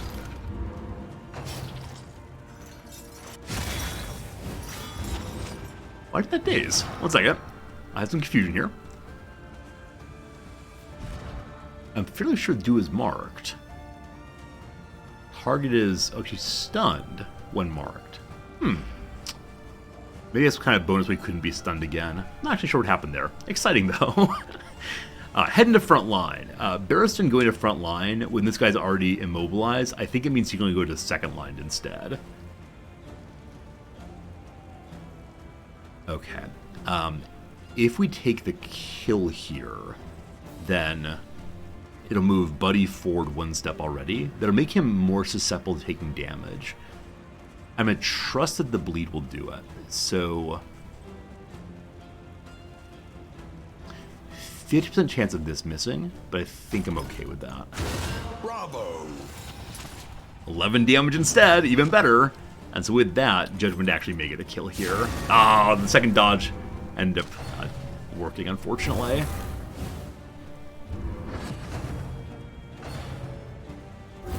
Welcome to row 1. It actually worked out.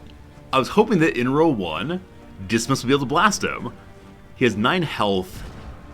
Dismas's short range is 4 to 8 with crit. And he has no buffs. So we need to do a little bit of damage here just to be sure. And he's equally resistant to both attacks, so we'll do the one that does more flat damage. Good. Okay, I'm going to pretend I can't see you. If I want to do point blank shot, Dismas needs to stay in row 1. So we're going to crush to... I don't know.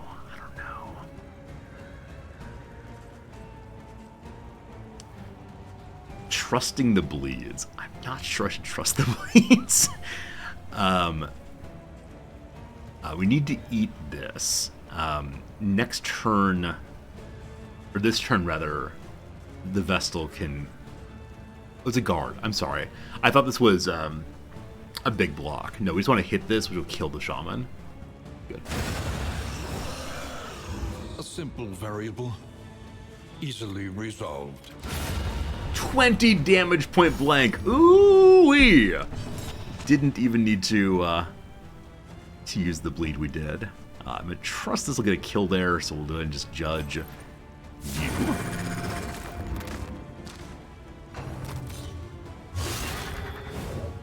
That's our biggest damage so far. The smallest variable. Yeah, those point blank shots can get so strong. Because he's immobilized, though, he didn't get knocked back, we can do it again. Or, let's just end this thing straight away and head to boss number 3. Or boss number 1, fight number 3. Do we go forward? Look forward to getting the Unabridged Edition trophies. This trophy can only be used during this map. It's not used in future maps. It takes me some work to realize what things you keep, what you don't. You only get to keep the candles. Charred Litany, so a flammable item, does more fire over a shorter period.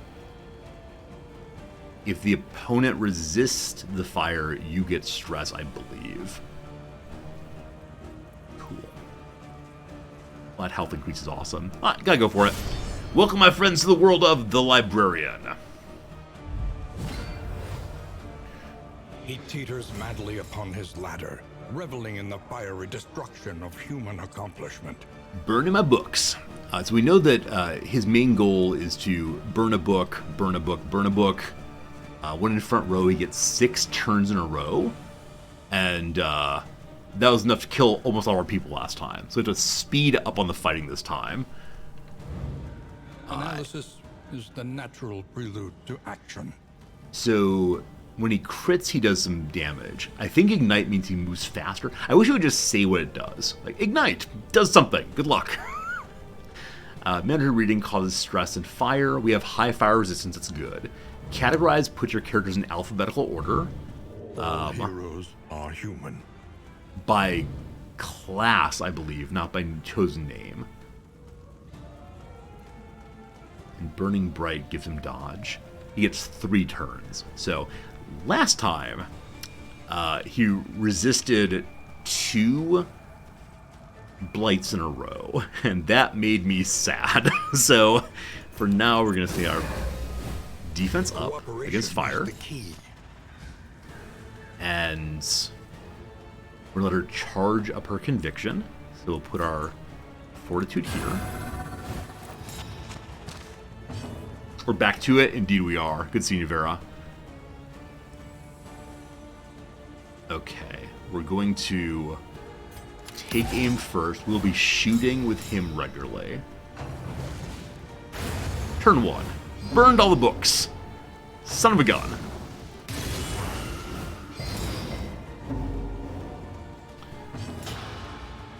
I think the books are stacked in reverse order from last time. I thought last time it was 45, 30, 15 in the opposite order. Not sure though. Okay, you can strike to row 3. I think we're just going to do that. I'm going to go ahead and medicinal herbs on you to remove the fire. Extinguished at last. Hey, Cole, what kind of librarian burns books? I think this person might be ironically calling themselves the librarian. The librarian of Ash. Madness upon the land. The librarian is the loudest one in the library. What? It's ridiculous. Okay, burn the dodge. I guess that's fine. So you're blind now. Okay.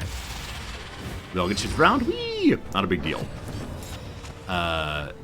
Delighted to see that Man at Arms comes before Dismas, so I can move forward and Dismas will then be able to shoot from row 2, I think. Okay. This removes dodges.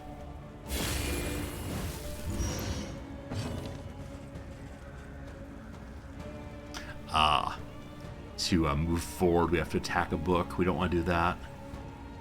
So I guess we crack him from row 2 here. What on earth does Dismas do from row 1 then? I guess you can use tracking shot. It's such a waste of our crits and such. Alright, unfortunate. Next turn, or soon, we can move 4 again. For now, just a boop. Just a boop. Hey, we did some damage. Cat. Still can't do any damage this turn. I gotta find some ways. To do damage in the back 2 rows on this team. It's a terrible team for this. I wonder if the blind might make it possible for him to actually miss hurting the books. That'd be really, really cool. So he is blinded for 1 attack. Okay, I don't think there's any possibility of missing the book burning there. Not sure though. Hey, Tris, how you going? Am I enjoying this game? Yeah, definitely. It requires a lot of thinking, a lot of strategizing. It's a game where you're possibly going to lose it every moment. I think, of the 2, DD1 found an immediate joy in my heart a little faster than DD2, but I played it now for about 8 hours, and it's been fun. It's definitely been a good game for strategizing and thinking. Now, is it my favorite game ever? No. Is it good, though? Yes. Cajun Killa, hello, friend. 3 weeks till cooler weather. Good luck to you, my friend. Good luck, good luck. Okay, so tracking shots. Nicely, that does not consume the crit. Everyone's getting blind. Your turn again.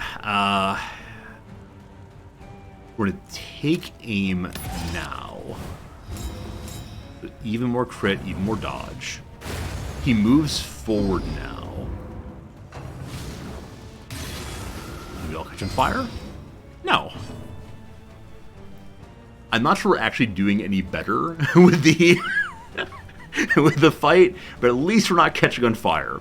Alright, so much higher bleed resist than blight resist. So now comes the blighting. If you resist and be so angry, dodge, fine, whatever. Gotta eat those somehow.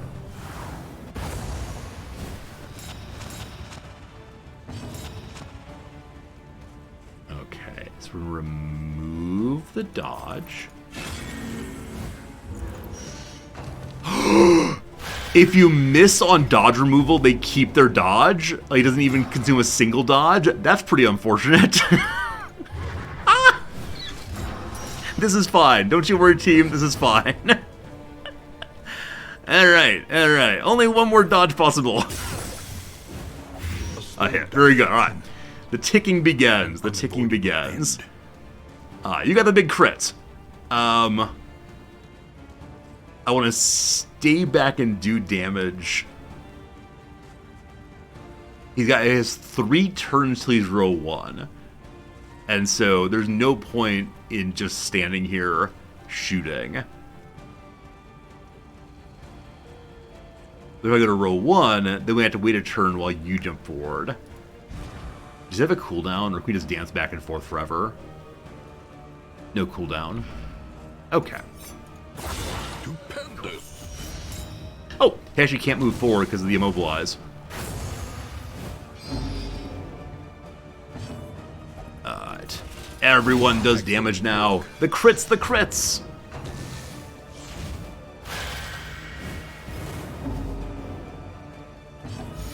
Stress is getting a little silly. So, when she uses Judgment, he loses a little bit of stress. Someone else will remove the fire, or we may just eat it all the way through. We'll see. No more dodges. Immune to fire. Good, good. So I shouldn't have brought in the fire trinkets on Paracelsus, because then you're doing absolutely nothing. All right, remove the fire. These dodges, though. 50-50 chance. Fingers crossed. Nice. Resistance, though. Man. Fortunate. Alright, just keep on bopping him. One more hit and he's in row 1. I think we gotta live through row 1 again, possibly. Oh, goodness. I think we gotta prepare for that kind of thing.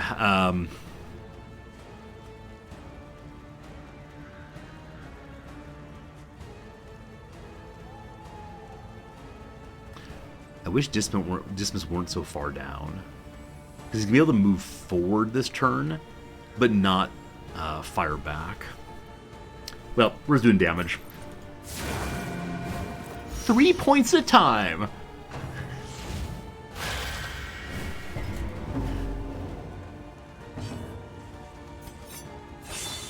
Ah! What do you mean, miss? What do you mean, miss? What do you mean? Did he have blind on? I don't think he had blind on. He had his crit and... I think I would have noticed if he were blinded. Maybe he was, though. How does it come to this? Oh, gosh. Well, have fun dodging, everybody.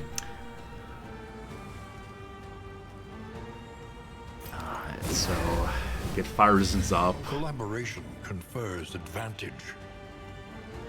That's so annoying.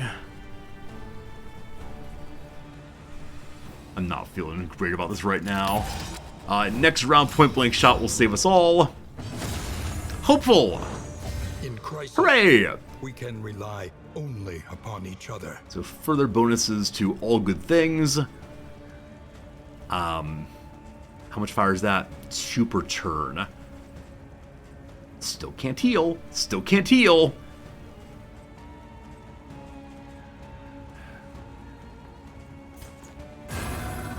gonna give the dodge / block thing to this fellow. Hope doesn't die. Likewise, it is time for big defense, clap on everybody. Next round, front row shot, gonna be huge.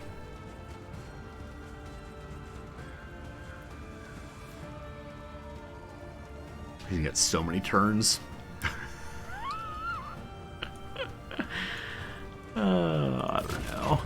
I don't know. We'll see how this goes. Welcome to row 1. Fingers crossed, folks.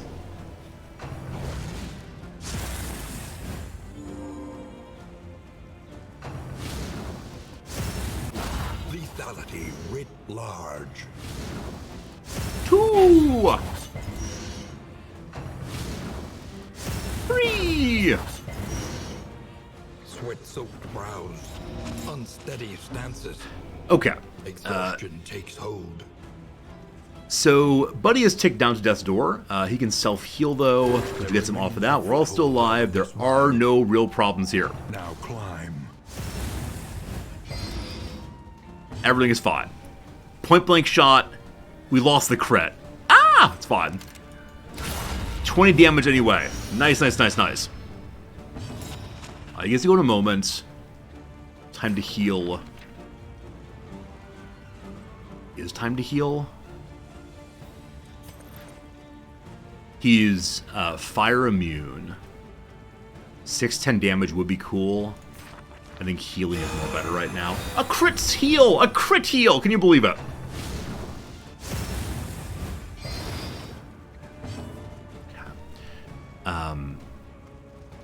So, with his being marked, we can heal with 10 points.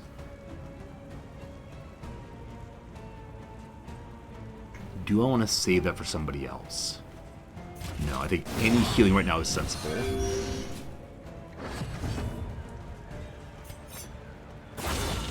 Come on! 24 more HP. 2020, let's do the one that does more flat damage. A miss! A miss! A miss! A miss! Oh, what is a miss? Alright, point blank shots up again.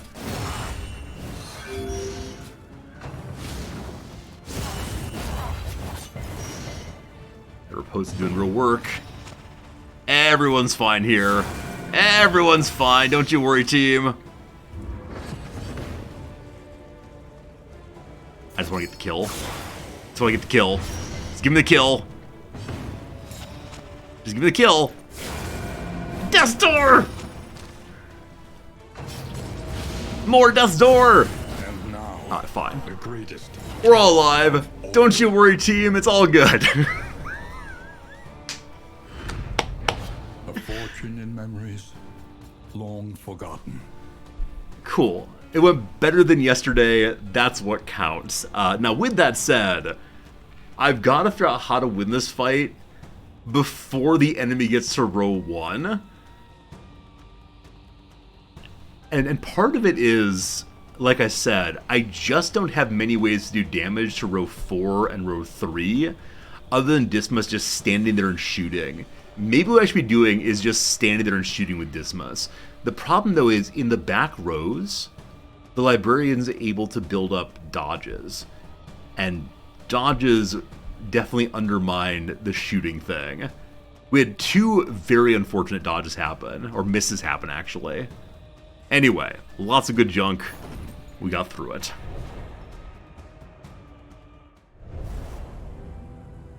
Over encumbered now, but some things are definitely worth using right away.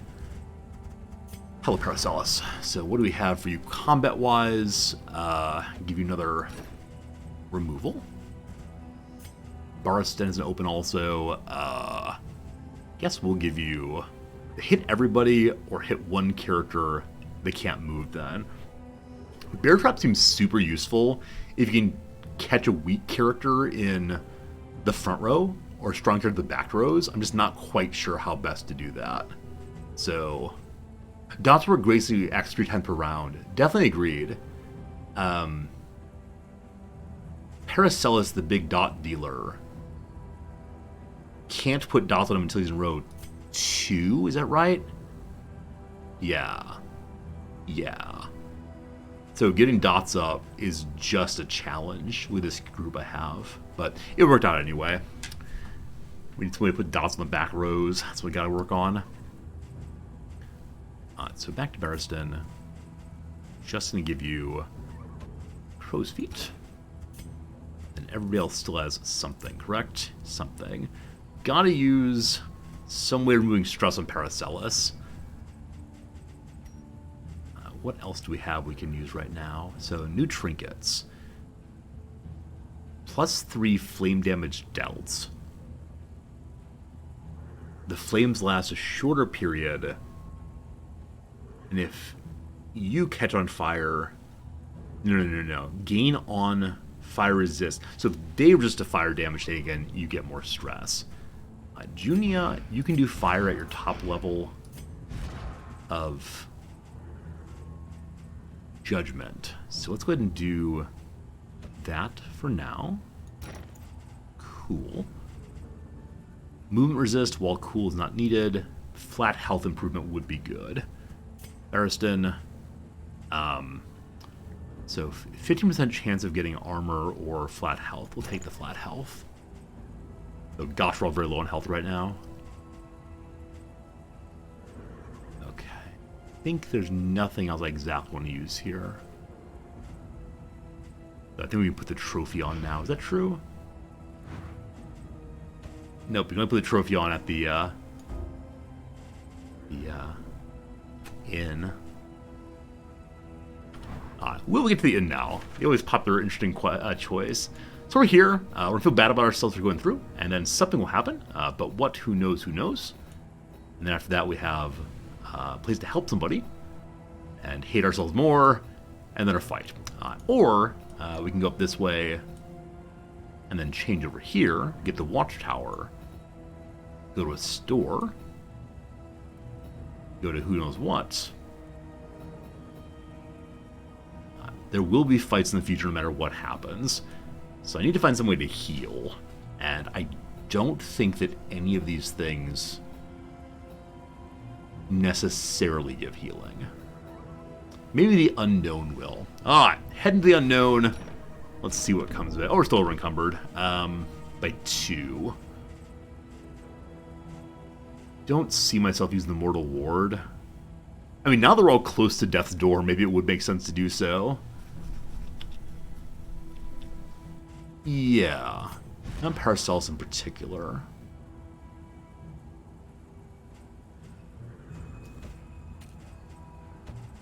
Because that way he'll get his stress removal once he's down there. Okay, let me get rid of the anti-venom, because I don't think it's going to do anything for us here. The chalk dust I like the idea of, but it feels so situational that you should only be using it when you know enemies are going to go stealth, and I just don't know who goes stealth, so... Forward! Now, as we speed along, we do gain a little bit of health refilling. Allegedly. There we go. A little bit of health back. We now loathe ourselves. Think about the worst things we've done. Oh boy, Paracelsus is getting real stressed. A random... Hey! A shrine! Nice! I was looking for one of these, and we found one anyway. So, you get to choose which character you want to learn more about. We've already done Junia once. We've already done Dismas once. Is it what unlocks new skills, I think? It is something positive. I can't remember what it is. Let's learn about the Man-at-Arms. My ambition outflanked my fellow officers at soirees and mock skirmishes. Sure. Man-at-Arms. Chapter 1. A premature promotion. Is this one a story, or do we get to play it? Let's see. The politics of a military career are perhaps as treacherous as war itself. Though untested in combat, His acumen for advancement was unmatched. Through a dubious campaign of influence and intimidation, he had at last claimed a coveted command, and was eager to bask in the glory of the victories that were sure to come.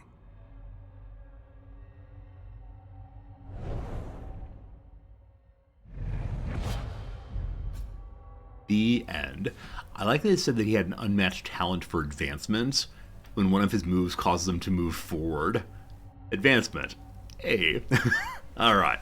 So we learned that he got a promotion he shouldn't have had by being a silver-tongued devil instead of a fine leader. We now have Bellow. So Bellow is put onto all of the enemies, slowing them down and removing repose. Interesting. Interesting. Hey Charles, how's it going? Going pretty well. We're still in the same playthrough as yesterday, and we just fought a boss. And that went, okay. Alright, so would Bellow be useful? I mean, slowing down the enemy seems like a good thing always. I haven't really used Rampart that much, except more in line 2. I haven't used Bolster very much. I think I probably should use it more often, especially with Paracelsus and Rough Time, and also with Barristan and Rough Time. So I should probably do that. Hold the line's what moves us forward. Rampart does not. Remove Rampart then and add Bellow in. I want to hint about a weird but cool application. Sure. Sure. As long as it's not like going to say, in this one fight, use it this way. I don't want to hear that, but if it's a general idea, happy to hear it. Okay. See how it goes. A simple choice. At least it should be. How much would scouting help us right now? So it's immediately afterwards. We'd have knowledge of the roots here. Enemies can dodge the Bellow? No. that's very, very silly. Very, very silly. Okay, so from here we can go in the direction of the creature den. That's just a big old fight that gets you a bonus next to inn. But no thank you. I've just seen a bunch of combat ahead, unfortunately. No matter what we do, there's gonna be fighting. Yeah. Okay. I guess we'll go visit the Hoarder and hope things work out. So let's head in the direction of what's our flame at? 74. I don't like any of this. Alright, to the Watchtower, let's see how it goes. There are a few mechanics I'm not familiar with yet, or have been mistaken. Oh boy. Accurate insight, after all. At least we're doing okay, despite not understanding how mechanics work. Oh no! Paracelsus called Barristan reckless, causing more stress to pass along. The mechanics you don't understand, Resorty. See, this kind of thing now gets in my head. My head is now full of, oh no, what do I understand? What am I doing wrong? The loathing festers. We now know about everything ahead. Okay, so from where we are here, lose a wheel or lose an armor. Losing the armor is better for us currently. We only have the one wheel. Fights. This is a removal of one of our loathings. There's the cults, etc. I'm having some doubts, team. Having some doubts. So if you lose a wheel, you can then occasionally break down, and you have to have a special fight in which one character gets removed constantly. So I guess I would like to maintain my wheel, though I don't know what level 3 of loathing does in Denial. Let's go to the store. I'm sure it's gonna be fine. All fine. Hey, Cobblestone, does Dark Dungeon 2 have dungeons or all carriage? So it is all carriage. Is your coach prepared for the upcoming obstruction? Though when you take boss fights, you fight multiple enemies on the way to the boss. That feels a little bit more like DD1. Mind your wheels. They have nothing left to give. Will we break down? I think we might. Oh boy, Paracelsus is yelling constantly. I kind of want to fight so we can get rid of Paracelsus' stress. But like a very easy fight, hopefully. Ah, hello to you. Playing cards. If we get to the inn, some people get friendship, others get unhappy. The Glimmer of Hope we can use to build up our torch, which is going down a little bit. So I do want to take one of those. Our inventory is full, though, so I need to get rid of something else. I don't see myself using the storage trunk, so I'll discard that. It's a shift-click discard. So I do want to buy one of you. What's this? Greater sharpness. 20% increase in damage. Wow. Dismas. I might prefer that over the weakening item. I think I do prefer a weakening item. So I'm going to destroy you, I guess.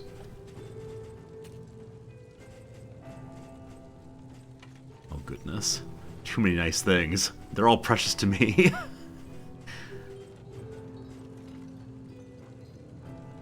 The Calming Instance would be very nice to remove some stress if we get there. For right now, though, just get rid of it. I'd unequip this.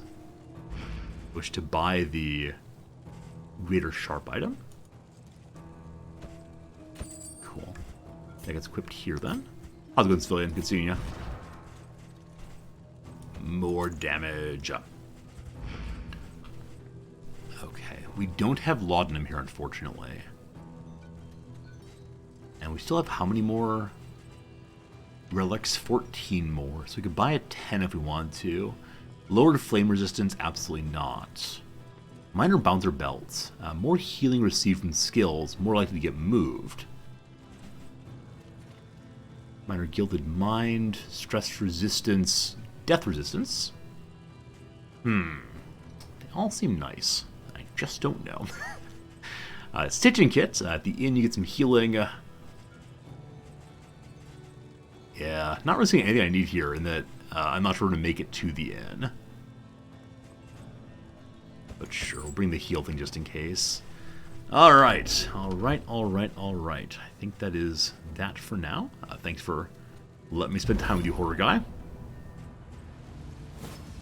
Also, we apparently used a watchtower, so we've now completed all 4 of our hero goals.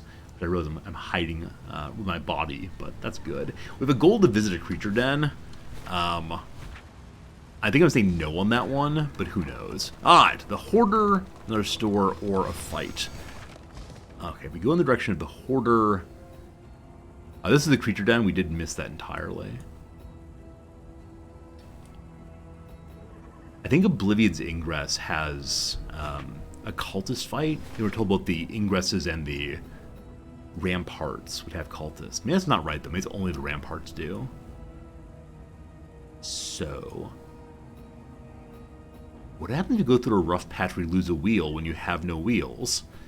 Wheel. We'll see real soon. Alright, going this way. Let's see how it goes. The void has rendered reality once more. A psychic onslaught awaits.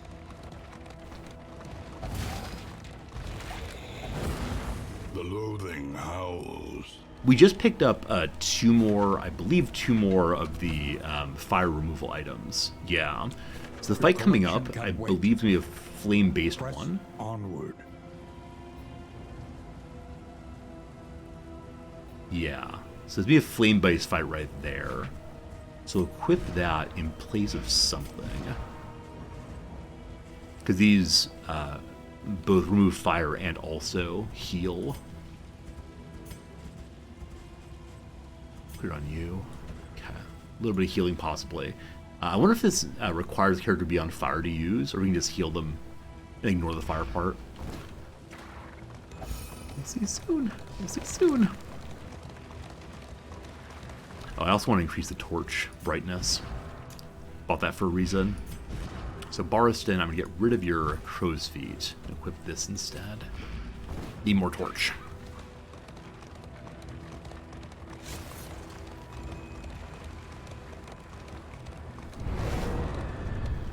the burning pile. Fanatics. So we could, what's if you relics stay on bloodshed? We run away like cowards. New vows test on unwilling subjects, go fight, or Junia wants to fight too. Unfortunately, neither of the fighters gives a bonus this time, but we can also just run away and drop some relics. No. To battle.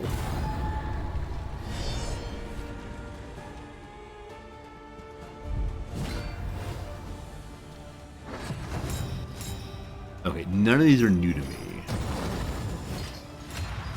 That said, this one has the bonus this time. Analysis is the natural prelude to action. Does more damage. Fascinating. Fascinating. I need to use Barristan to remove stress in a little bit. You can only use the burn salve if the person's on fire. Good to know. The Immolist... Observe the subject carefully, Immolutist and you will discover its weaknesses. heals up based on corpses. So I sure do want to kill you first if we can. Unfortunately, all I have on you on third row is blinding such and so. Now, I'm actually not going to use ounce prevention here because I want us to catch on fire so I can use the burn salves. Will I regret that? Possibly.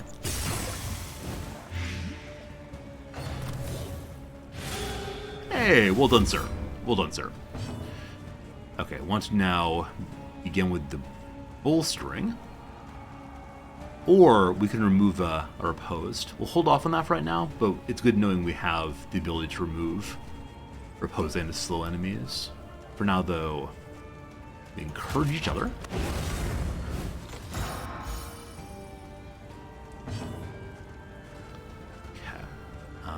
Do I want to dive forward? Not yet.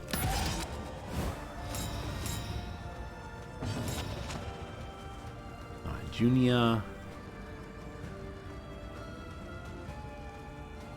I'm considering not using the laudanum. I don't think this character causes terror. That's just stress causing. It's not the horror, I don't believe. So we can save the laudanum for now. We have one charge of consecration. We can remove dodge. Good. Good. Hey, speaking of dodges, good job. Nobody caught on fire. All fine. You're stronger and you're dodgier too. I'm just gonna pile in additional lights. Well, fortunately, eat the dodge instead. Oh, that's unfortunate. I mean, it's fine. It's fine point blank shot, but I was planning to dive forward next turn and then point blank shot. But let's see how this goes. 23 damage. Sure, why not? Cool. Unfortunately, it is the case that corpse can be used to heal the other two. They're full health though, so that's fine. So what we're going to do instead is, once again, bolster. Bolster's a cooldown. You can't do it every single turn. So we're going to remove your opposed. Weaken them, that another may finish the work. Up to 2 pips now. 2 pips does double damage. They have quite high fire resistance, so double damage I think is just fine. Unless I want to do fortitude. Yeah, no repose is kind of annoying. So I'm going to do fortitude here. Hopefully keep Big Boy up a little longer. Again with point blank shot, they'll probably just heal through this, unfortunately.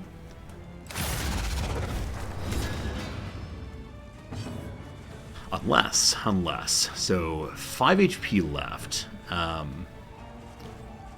Higher resistance piercing, if marked, is marked. Nice. Nice. Taught is a lesson learned. So now she's able to heal herself off of both of these. We'll see. Alright, so we want you to bolster buddy again. Compassion quiets the howling mind. This fight's actually gone very well. Our health is much higher than I thought it was going to be at this point. And stress is increasingly lowering. Just at full power. Fire resistance, no surprise there, but a good hit anyway. And now, I guess I would like to try to remove a corpse if possible.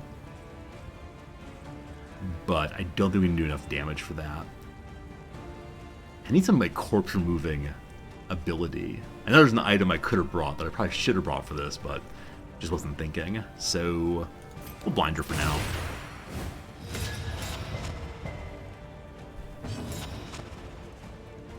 And then by fire be purged again.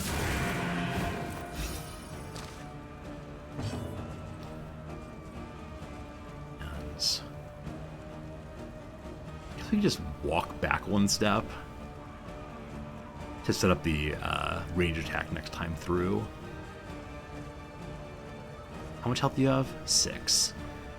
So Crush may actually do it, and Crush would cause her to heal to full. So let me... I'm going to step back. I do get a kill with Crush. Another impediment. Nice, it's nice. Clear We're in better with shape. impunity. Stress is still not great, but definitely better than before. More basic junk to sell. The loathing festers. We feel bad about ourselves again. Now here's the question. If we go over a wheel spot with no wheels, what happens? Is it a guaranteed fight, or will it instead be a possible fight? Let's The see. route will exact a toll on wheel and axle both. Don't you worry, Wheels. Just keep going forward. I'm hoping eventually we can upgrade our little vehicle to be able to have more wheels. It's only 2, though. It appears to be a fight right away. Yep. They seek to strike while we are vulnerable. Hold them off. Okay, so hello. So we know that every turn, one character must fix the stagecoach. So he can't do anything, he just fixed the stagecoach. You're afraid of being left behind. What does that mean? I'm not gonna leave you behind, buddy, don't worry. Huh. Yeah, I don't know what I'm afraid of being left behind means.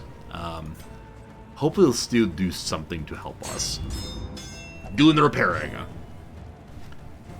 Good job, Man-at-Arms, good job.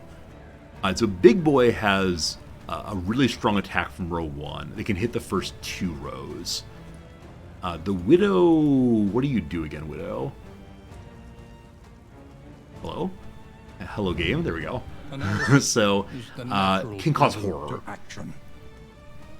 And then other things, but the horror we have one laudanum to deal with, that'll be cool. I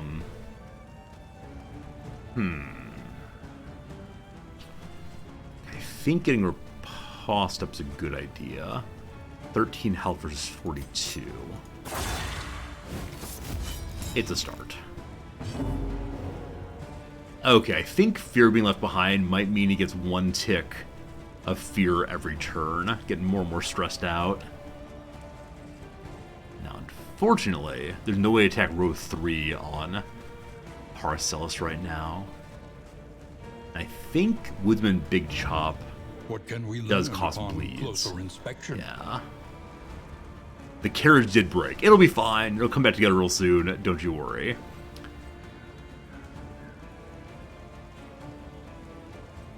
I'm currently thinking of doing 3 things, which are all the possible things Paracelsus can do.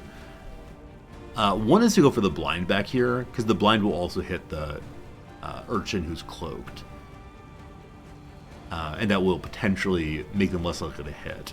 The second one is just start ticking down on Big Boy's health. And the third one is resistance, of course.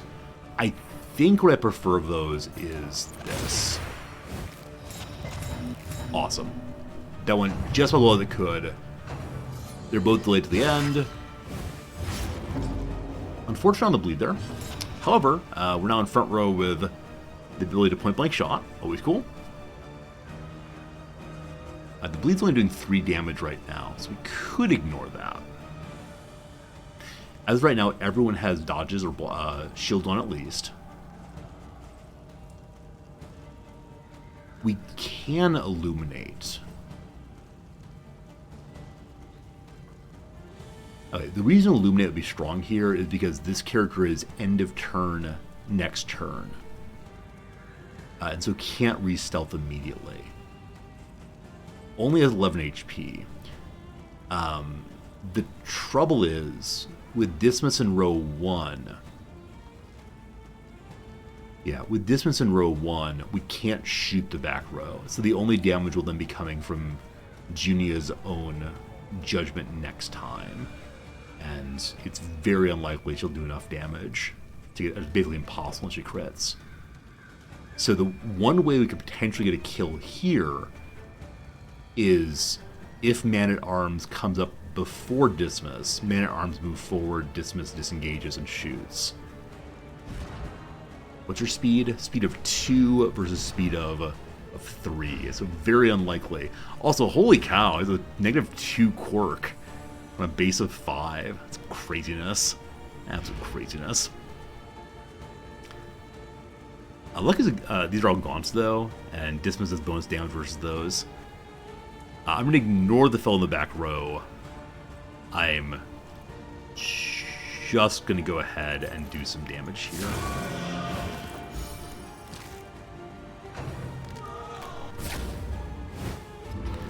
Desperate Grab I've not seen previously. It's a pull and stun on any of the back 3 rows. So I think pull moves forward by, is it 1 step or all the steps? Not sure. Not sure. Okay, that went okay. I'm sorry, what?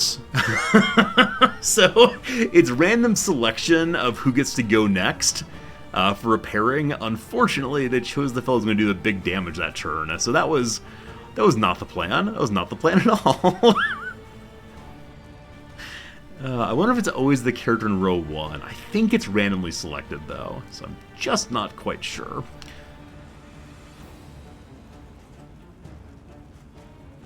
Alright, let's get that speed going. Malaise. Measured. Fix that cart! Steady. Good job. So 5 health left. 3 to 5. 2 ticks, so double damage is then 6 to 10. So this should be a kill. Good. On to the next. I'm really hoping that Big Boy attacks row 1. We're gonna go for the Glimmer of Hope. Get our light back up high enough that next turn, if we fought immediately, she would then have a bonus to dodge, I believe. It's going to drop again before then, unfortunately. Bellowing slows everybody down. As of right now, they're both last round, so I'm not going to do that. I think we want to go ahead and do some damage.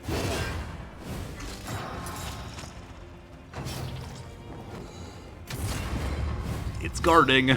It's guarding. That's fine.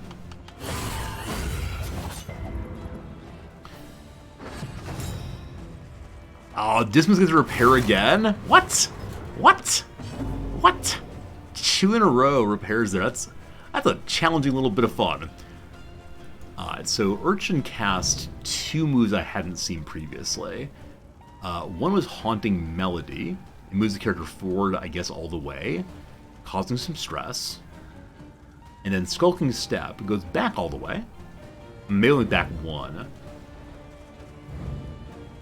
And could cause a disease, but in this case did not do so, I think. Friendly with an ad break in 1 minute. I'm going to try to get through the fight before then, and we'll do some crossword puzzle, and that'll be fun for sure. Let us go ahead and continue building bleeds. Like to bolster now. Move that stress. Lenity. Grace. Small acts that drive back. I was ready to attack. I was ready to like, oh yes, now we're going to dive in and fight. We can't. We can't though. Oh my goodness, the repairing. Remember how it works. Alright friends, I lied. We're going to take a quick break during the fight here. Don't you worry. You won't miss anything while ads are running. Instead, I'll be doing a little crossword puzzle, and our character will sit back here sadly, hoping not to die. Rough. Alright, back to it. SNL cast member Michael Shea. Until the end.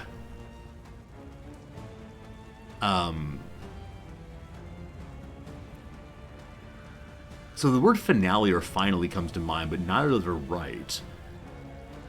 I have no idea. Extreme. I feel like I've lost my mind. I'm no longer able to think of anything. Extreme. Huh. Caldo de blank. Beef soup on Spanish language menus. What on earth is cow in Spanish? Well, it's all gone now. I'm pretty sure it's a Douglas fir. I believe that is the name of the tree, so, huh. Character portrayed by Robbie Coltrane, whose umbrella conceals a magic wand.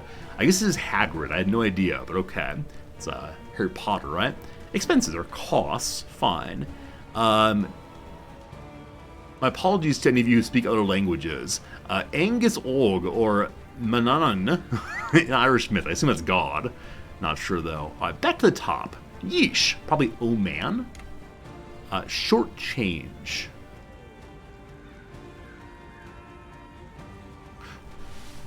Short change. So PTs are points. QTs are what you all are, of course, cuties. It's? Ats? I absolutely know what they want there. Absolutely no idea. Playing surface, I said earlier, is a court. I'm glad that's right. Start of an expat assignment. First is a relocation when you go around the world. Still not sure if they want AMP4 or AMP4A. The down here is an inverse trig function. There's an arc. Is there an arc sign spelled that way? The worst possible sin, the arc sin. Not sure that's right. We'll see in a moment. Alright. So there's either Gratia or Gratis. I think Ochoa seems better than Ochos for a person's name. Approaches sneakily. I'm glad it ends with an up. I thought it would before. Probably an S there. Main entrances. Main entrances. So mains are also like the sea is the bounding main. Unsure. Sharp criticism. I said earlier it's a barb. It could be a stab, I suppose.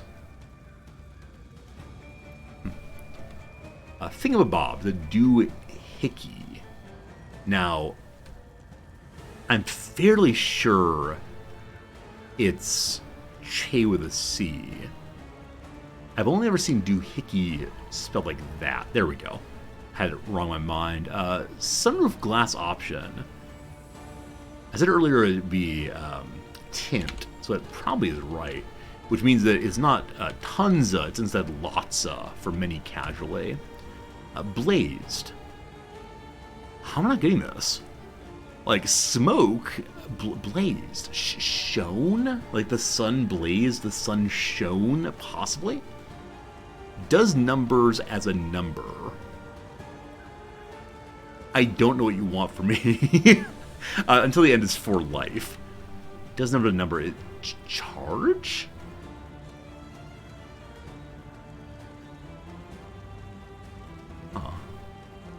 Then, if so, okay. Extreme is intense. Does numbers a number? Charts? Charts? Maybe. Alright. Off of the Tale of Genji. I'm going to try to finish this real quick and then we'll get back to our game. Is it Muramasa? No. So Muramasi? It seems very unlikely. Main entrances, though, are manholes. I said earlier that mains could be like a water main, so that's right. Murama Sa Doohacky. I guess Muramasi. This feels very incorrect. We're probably close. Let's get back over here and see what we can do. Capital city where the Jiatia Sung Sod is based. Is Shaka a city? I don't think it is. I don't know. Approaches sneakily.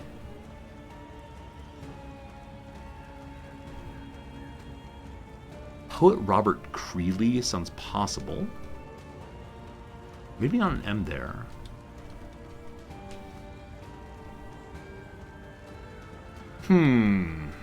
Yeah, Shaka when the walls fell indeed. So, doohickey, I feel good about. I mean, it's not a nice word, but I was thinking it could be Lhasa if doohickey were wrong. So it could be something dooshki, as even likely. So I think it's a chiffonier.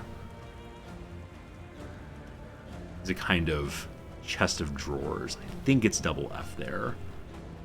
Sharp criticism is not a flaw. Flak is a CK.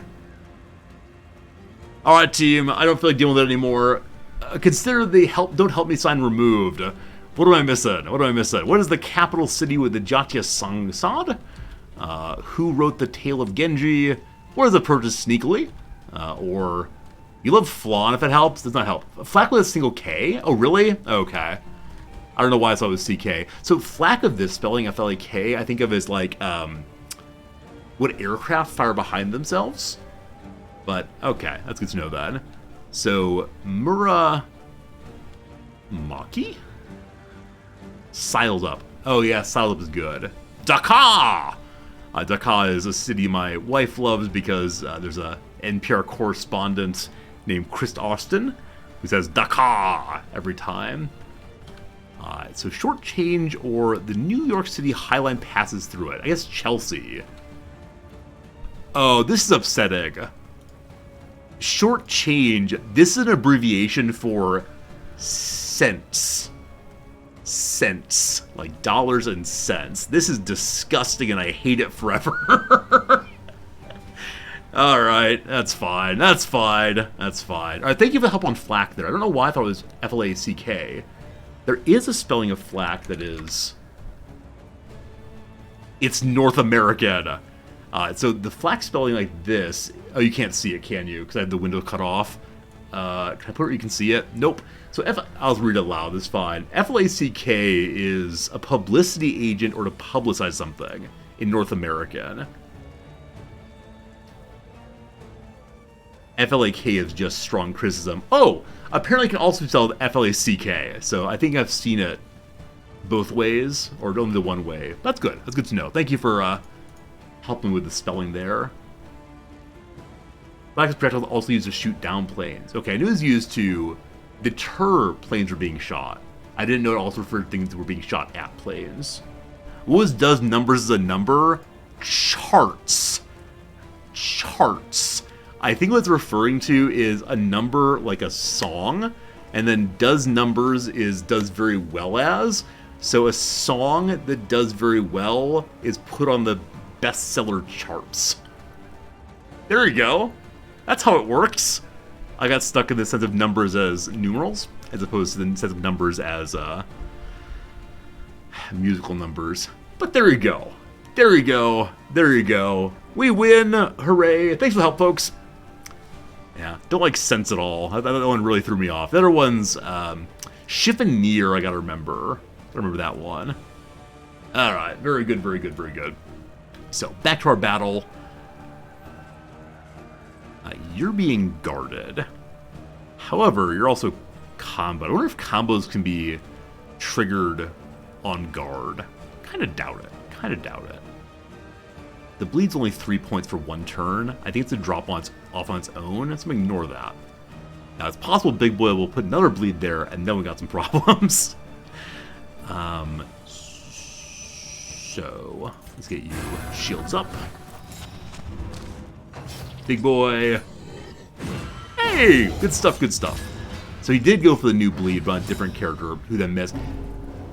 For the third turn in a row, Dismas gets called to repair. This is not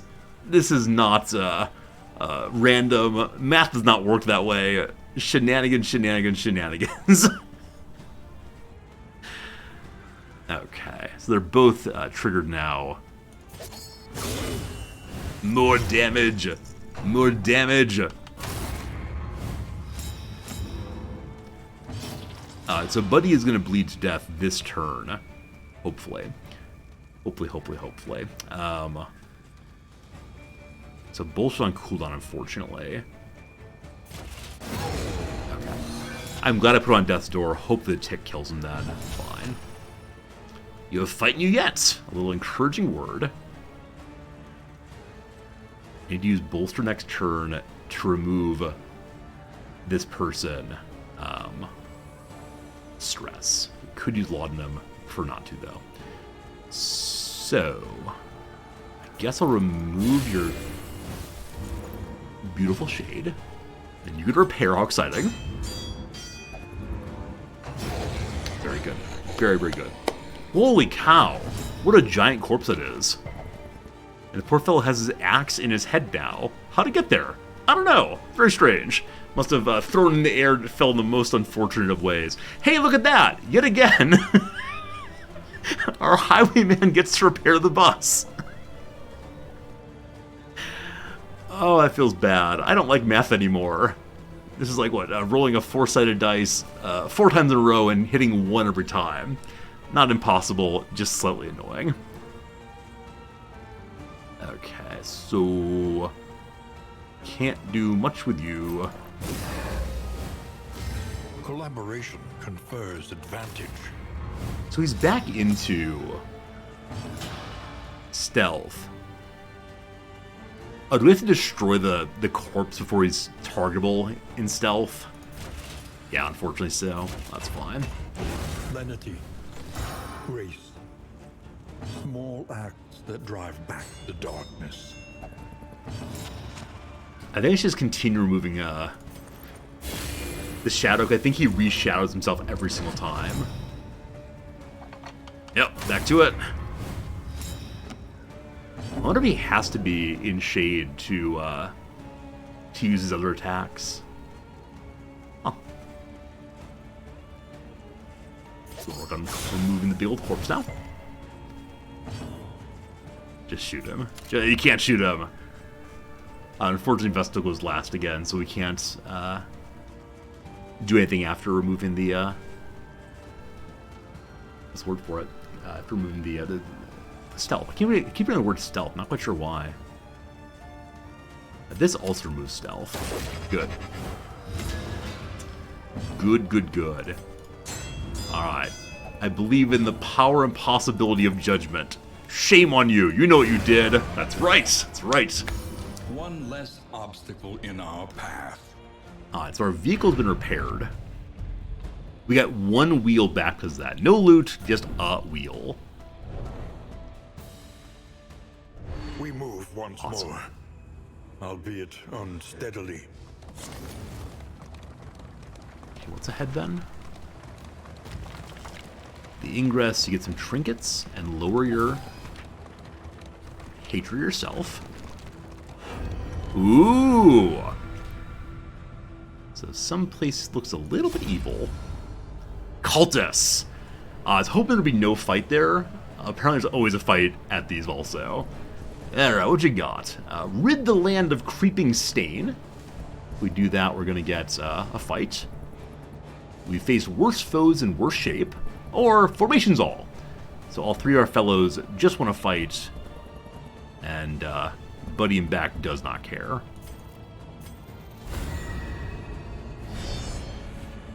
Did that head look like a stress indicator? It may have. I think it's a cherub. Okay, this is a kind of not seen before. So the altar is going to buff over and over and over again. That's just what it does. Okay, Paracelsus hits top stress, the meltdown. That causes major health loss and also major friendship loss. While friendship is magic, Paracelsus hates everybody now. Or more rightly, everyone hates Paracelsus because he yelled at them and called them nasty names. Man, the combination of calling them all nasty names as well as the self-harm, definitely not the best thing ever. Okay, so what exactly does the Herald do? Is it just stress? So all we know it Analysis is does the natural prelude to action.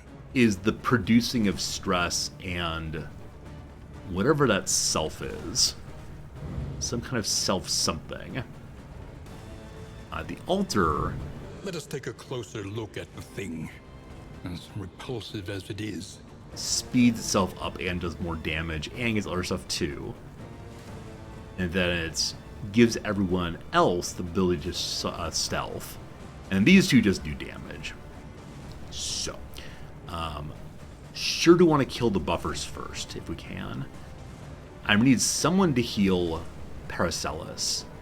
Ideally, I want to have Junia the Vestal buff the Man-at-Arms in a moment. For now, I'm going to do what? I kind of sort of want to begin doing damage here, because I worry about them stealthing otherwise, but I'm going to aim first.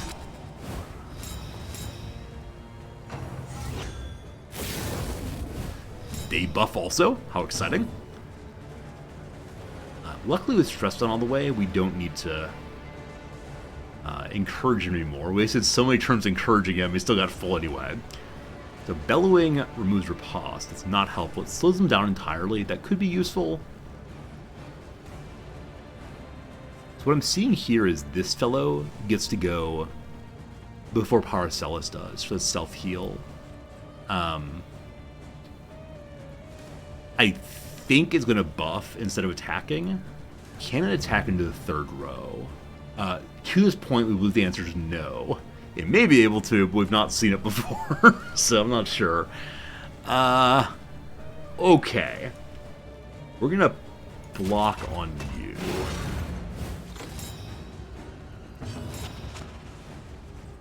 And then I sure do want to fortify, I think. Let's see.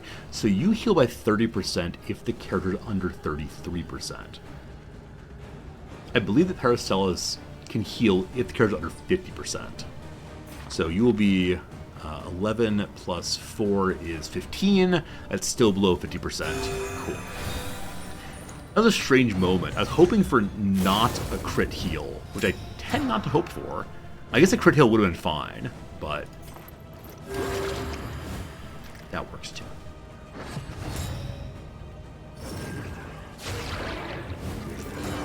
Alright, take some regen now.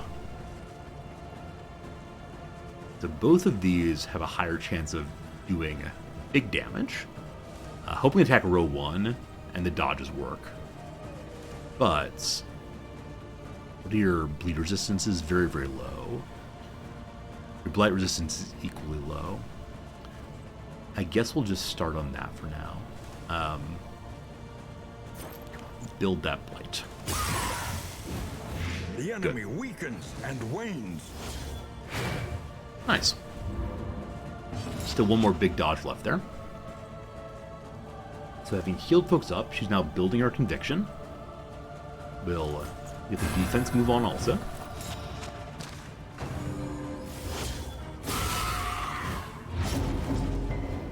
The dodge did not work out that time, unfortunately.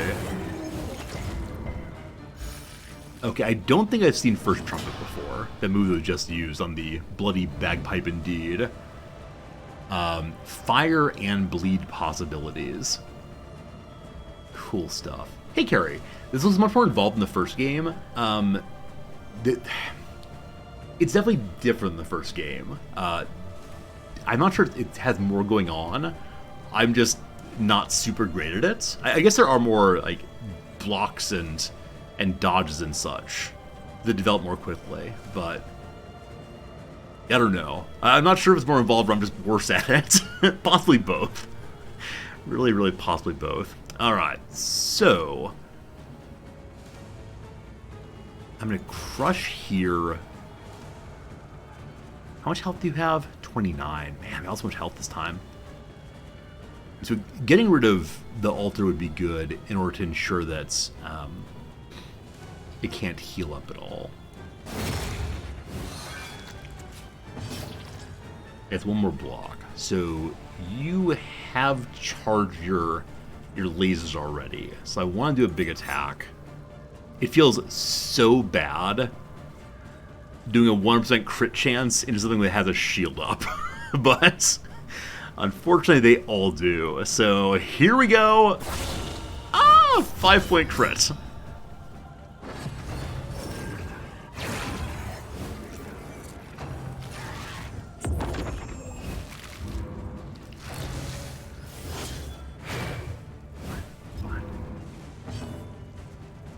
Okay, so we want to continue stacking the... Well, actually, no. Maybe... does throwing the Noxious Blast... Yeah, it will get rid of the damage reduction here, the block. And so we can point blank shot next turn. Good. More Blight, more good. Barristan's going for a walk, as he does occasionally.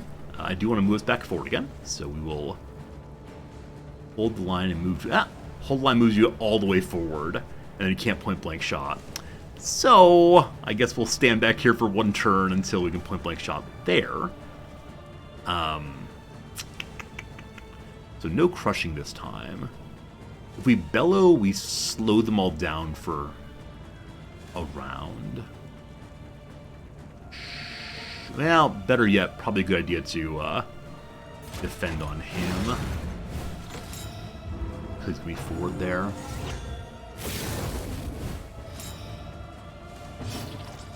As promised, the big shot. It's okay. And poor little buddy's in row number 1 now. Don't worry, we'll save you in a turn, I promise. Down to 17 health. She is fully charged on her attack. Okay. And the fire went. 6 damage for 1 turn. Great. I believe the altar may not be able to heal itself. Welcome to row number 1. You got some dodging. You can attack the first 2 rows, so Blight's going to burn for 8. Plus 3 plus 1, so getting closer and closer. Hold fast, for who knows what lurks in the beyond. Also, I don't know what causes this kind of sturdy enemy event. They said this kind of bonus comes more and more often the closer you get to the mountain, whatever that is. Okay, so if Dismas... Holy cow, he has 5 bleed on him. We gotta remove that straight away. So if he moves forward, then after everyone else goes, our man-at-arms will be able to shift forward also. This will increase your post. Now, is it better just to shoot somebody? Does 5-10 damage as 50% chance of hitting? Oh, he's blinded. He's blinded, so we actually shouldn't do anything other than take aim for the round. Hey, Grob, how's it going? You like the suit and tie? Thank you. It came together nicely today. Gotta remove that big bleed. Clearly. Here's my book. Look at the book. So I'm really glad we removed that bleed. Had we not done so, he would be at death's door, I believe. Okay, so we're gonna ignore guy number 1. I'm sure I'll be fine. Now we do want to move forward. Yes.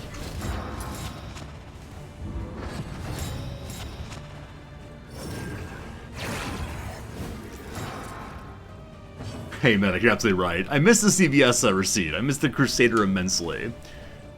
Unfortunately, in row 2, Buddy here is not able to do the bleed removals.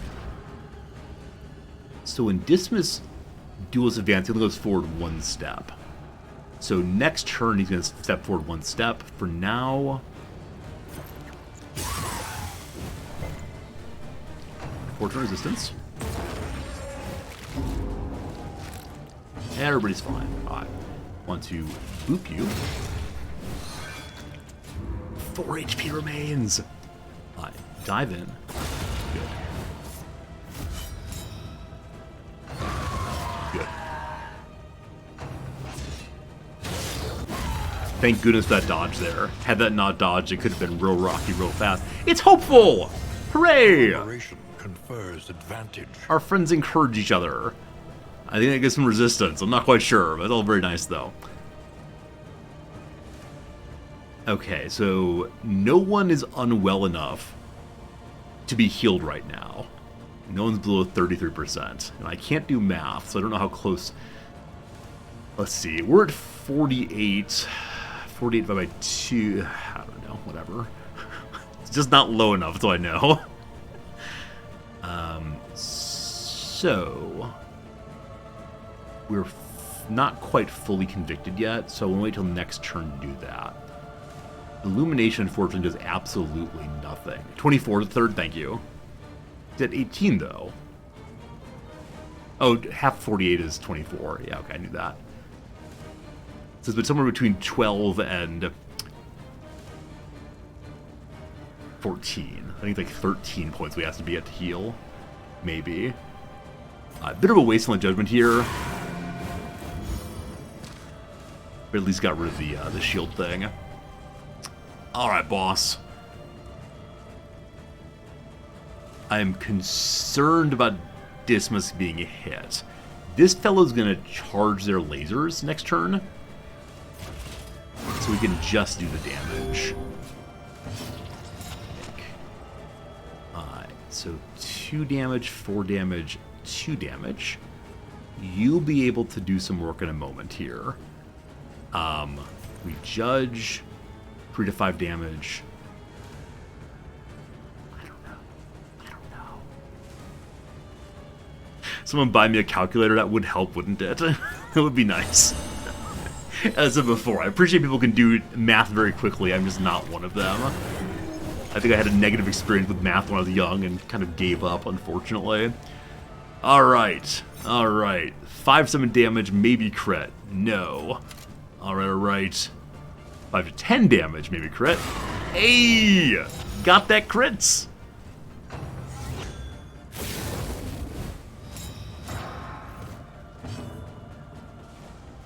Okay, so clearly we want to do some healing fun here. And removing the big fire and big bleed off of our fellow healers probably the way to go. Or we can just remove the fire, which is a smaller amount. Never mind. This wound, at least, has been tended to. Gain the kill, most important thing. Good. 1 remains. Unfortunately, very, very far back.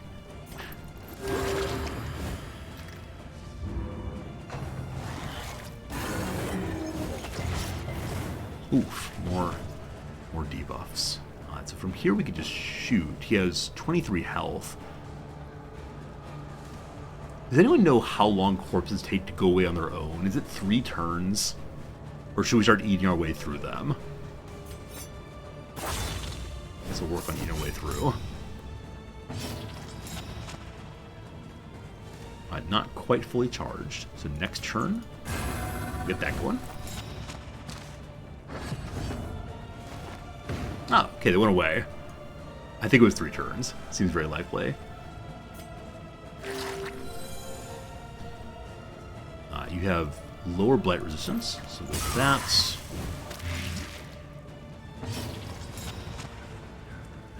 Fully charged judgment. Fire 2, nice.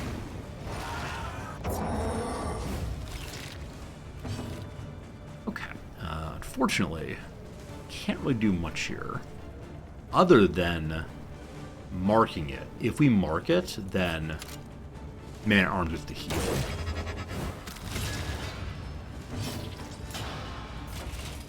Great. Alright. That fight felt much dicier than it needed to be. Nightmares and blaze the trail to your redemption. Alright, Dark Impulse gives resistance to bleed. Greater Wolf Blood. Go faster, go earlier. Sounds cool. Don't know how to think about those. We've now lost one of our loathing. Get rid of 2 items. So I guess what I don't know in this game yet is what happens after the second inn. Will there be a third place to go? Will it be to the mountain? Will a winner be us? I'm imagining it just keeps going for a time. And so I'm guessing we might go to a place that needs blood resistance. So I want to keep that for sure. So I'm going to go ahead and junk armor thing. And once we get to the inn, we can put a few of these items onto our wagon. And that'll save inventory space then. But between now and then, I'll get rid of the anchoring charm. I might regret throwing that away. We'll see. Does everyone have an item equipped right now? No. I'm going to give you the... what am I give you? We have one fight left, correct? Yeah, just the cultist fight remains. So I think for the cultist fight, I want just items that will allow us to remove debuffs as opposed to damage dealers. Now, at some point, if we end up dying when they have 1 health left, I'm very, very sad. But onward! Hopefully heal up nicely here. Just found more ways to heal us up. And then ran into a wall. Coach limping. Be prudent. I think we can lose wheels by running into walls. Is that true? That can't be true. I can't be punished for my bad driving. It's just not possible. Alright, the final battle of this area. More cultists, more good. Will be the same kind before? Ah! I have not seen guy number 1 before. So there's always the altar that does healing and buffing and all the rest. Right? What's this? Gladiator Laudanum. So, worship is exalting unspeakable cosmic forces. What does worship actually do, though? It just does not say. Now, I wonder if worship sets up some other attack in the future. Let us take a closer look at the thing, as repulsive as it is. And we just don't know what worshipping does. And the guy in the back row, the cherub here, we know it can cause stress, we know it can cause horror, etc. And then big boy in front. Observe the subject carefully, and you will discover its weaknesses. Its weakness is bright-colored fashion. I don't know. So clearly some sort of octopus monster underneath. How much health? 41 health is actually not that much. A little surprised by that. I'm considering going all in on row 1. Now, I worry slightly that it has a second phase. I worry just slightly that phase 1, 41 health, will drop its armor, and then it'll become Cthulhu Beast in round 2. And I'll be very, very annoyed by that if so. So I'm thinking I maybe should leave it for second. Whichever way, here comes defense for now. Empowered. Emboldened. Our stress is all pretty low. Definitely horror is worrisome. I'm not going to remove it immediately, though.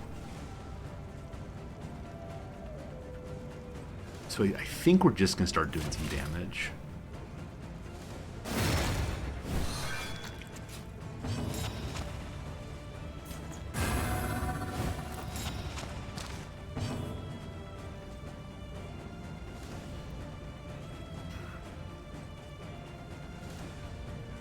Let's go and charge our lasers.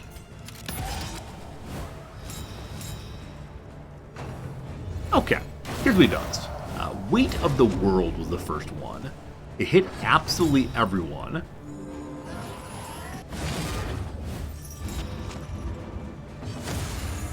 More hope! More hope! Thank you for the hope! Is the key. Hope there gave additional resistance, I believe. Nonetheless, what that move did was hit everyone, and if it hits, it then gave stress and locked the character in place. Cool. Okay, I think we want to dive forward now. Yeah. Excellent work. The riposte going now. Good. This character has 40 bleed with 30 blight removal. I'd like to continue damaging it though, so we'll go for the row 3 can't attack. Always forget that. We'll blind them for now. Oh, we'll miss both blinds. Good. Plundered. Good. Good. That was the plan here.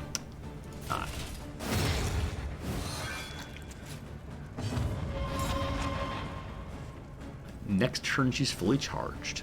Between now and then, we could remove a dodge here. I'm not sure what that would do for us, though.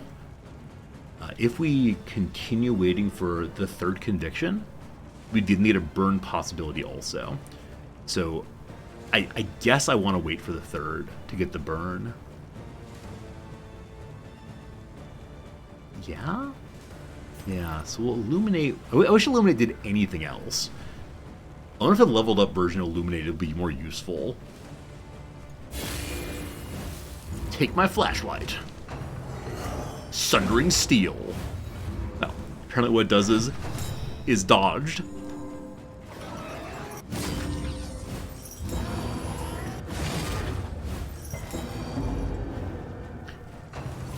Okay, I think the sheriff's got multiple turns. Okay, so Worship is consumed to buff front row guy, I think.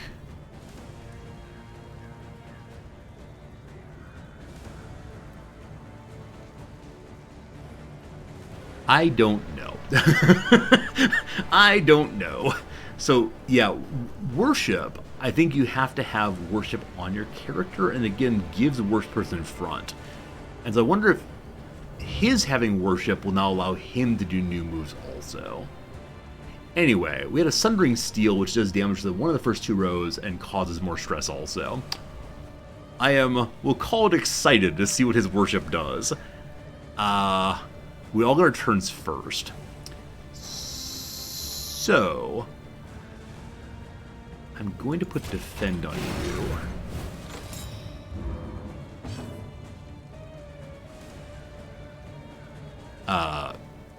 Paracels can't do anything?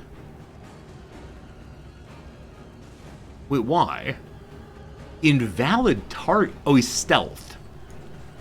So because row 1 and 2 are stealth, I can't actually do anything this turn. If we pass, we gain some stress. Well, what else are you gonna do? We can shuffle our positions, but in row 4, you can't use your knife. Can you still throw things? You can, but no knife then.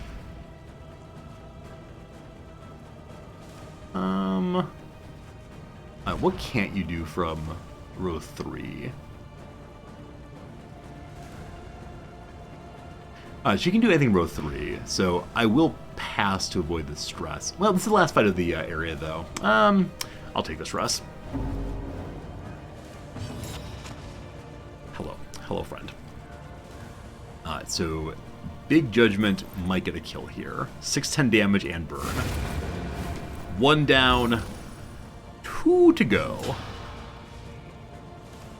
Now, unfortunately, point blank shot counts as targeted, even though it only hits the first row. So, I could take aim again. This gets a second dodge then, and also another turn of crit, I guess. Though it's kind of meaningless as long as he's stealthed.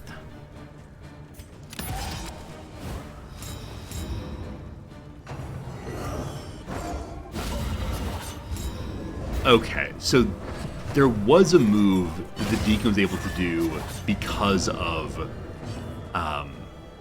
it being empowered, called Exaltation.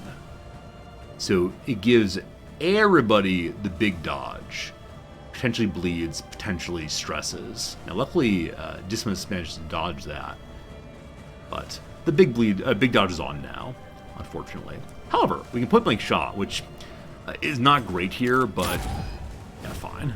Moves you back to your correct position at least.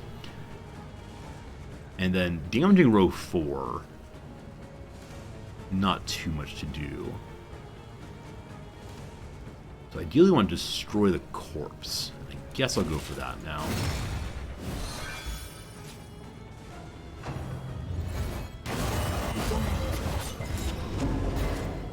Everybody's locked here. So now if we do our lunge forward, Disma stays in place. I am going to begin trying to stack debuffs here, I think. We can't hit row 4, except with Blinding Gas, but that would not help that much right now, would it? I think he does mostly buffing, and I think buffing you can't miss with. Can't be dodged. Let's see, let's try this. Ah, resistances. Resistances. Such encouragement. Everyone's feeling good. Please judge. That's excellent. Row 3 is the place to be. So dude's big abilities on again. Also, is Worship a free move? I think Worship may be a free move. I haven't seen the character having 2 moves, but maybe he's had 2 moves. Just not sure. Just not sure. Anyway, big move coming in a moment. Block up for it. In crisis, we can rely only upon each other. So Sundering Steel did hit that time. The stress part was resisted though, but he is locked in place and blind now. But the advantage is we can now go all the way forward. It's better to increase our crit and such first.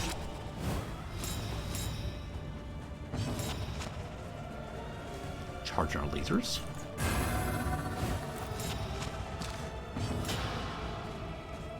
Welcome to bonk time. Oh, missing the bonk.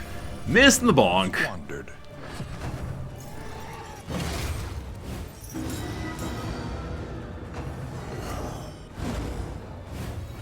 Really glad I put that dodge up. Really, really, really glad. Bonking. So I want to go all in on everyone damaging this fellow now. Nice. Only needed 1. Straightforward. And So effective. just the Deacon. And everyone's looking okay, so we'll just try to get knots going. Hoping to get a kill with the point blank shot. We'll see what's actually a reasonable desire in a moment here. By fire be purged. Soaked brows, unsteady stances. Exhaustion takes hold. It's always interesting for me to see how these fights go from this is really in control to very quickly, oh no, no it's not, and then back into it's in control again. I was feeling quite worried until basically right now. Will there be a phase 2?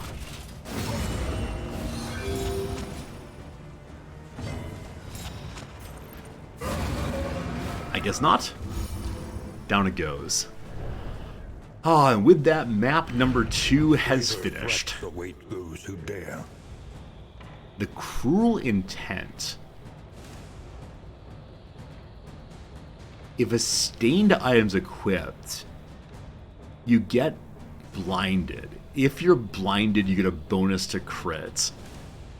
Blind is 50% chance of missing, so it is less likely to hit, but more likely to do more damage if it hits. I don't know how to feel about that. Feels like a game of chance I'm not sure I want to play. And yet, Worship also healed the Deacon? Okay, cool, good to know. In and out, perfect job. I gotta get rid of 2 items. Well, for now, we can put a combat item where one's missing, if one's missing. And one thing to say is the 2 of these should go together.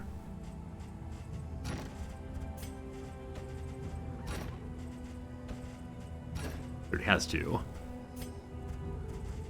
Okay. I'm gonna get rid of this burn salve. Hope the next area we go to is not full of fire. And junk one more item here. All my preciouses. So, The Dark Impulse is either fire resistance or bleed resistance. And we need to have one of those stacked to get the Cruel Intent. You have to have 2 stained items together, or 1 stained item and 1 unforgettable. That's what you are. And no one else has a stained item on right now.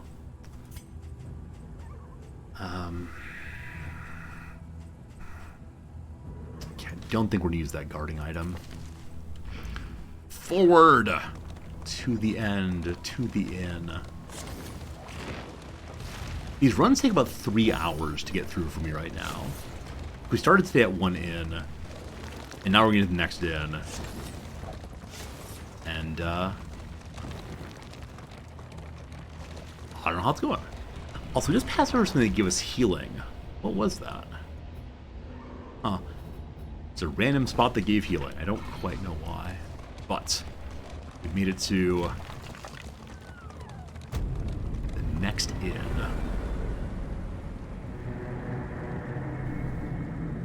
Ahead is the mountain? Something else ahead? I don't know. Whichever way. Inn number 3. Rest tonight. Under the mountain's unblinking gaze. The Resolute companions reach the Vestal's secret. The rudimentary hero is questionable and undeniably compelling. So you lose 1 stress, you heal at half. At 12 candles. Everybody gains some quirks, and some of them multiple quirks. Alright. Junia, what'd you gain? Lazy Eye. She's worse at ranged abilities. Great. Junia gained Cadaver Slayer. More better damage against cadavers. Paracelsus gained Anemic. Round start, 50% chance of being dazed. Less resistance on bleed. Paracelsus gained Braggart. Chance of hits, 10% chance of yelling something. Taunting. Enemies are forced to attack target if able. I'm sorry, what? I do not want our plague doctor to be constantly shouting for attention. Dismiss is gained. Generous. Better chance of having nice relationships. And also lightning reflexes. Goes a little faster. Barston has gotten Gaunt Fearing. If you're fighting against Gaunt, you might get 1 additional stress. And Hard Skin. 2 more armor. So some of these things are very, very cool. Right? Some of these things are very, very cool indeed, but some of them also seem really, really, really terrible. I think there's ways to remove these at the end, though. So hopefully find those there. The Insufferable Librarian met its maker, too. Okay. What a curious name for an inn, the Vestal's Secret says. I don't know what you got, my friend. Okay, so we can heal here, though no one's that wounded. This herb, though, gives additional healing received on the captain. We'll also put that onto Paracelsus just in case. Bonus health until next inn. Might get sick. Didn't get sick. Good. And the heal, I mean, I really wish I knew what comes next. So here's the route ahead. Oh, there's just the mountain. Once again. Okay, so this is the last inn, I guess. Learn a little and begin again. Cool. Also, we got some hope here. Got 60 more candles. Good job, good job. Oh, no, I don't want to give up. I'm sorry. I almost gave up. Fair, Terrible. but fairly priced. How to go back to our little friends. There we go.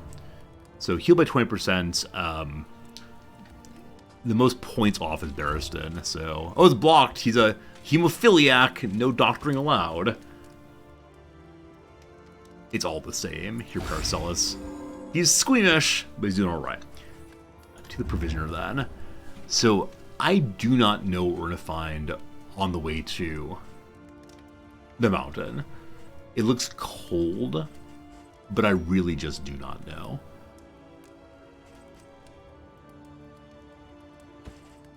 I guess I'm going to buy these Something to foods ease the rigors of the road. and hope we get lucky that nobody gets sick from eating them.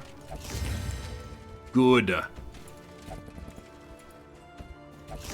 Good. I need 1 more of those.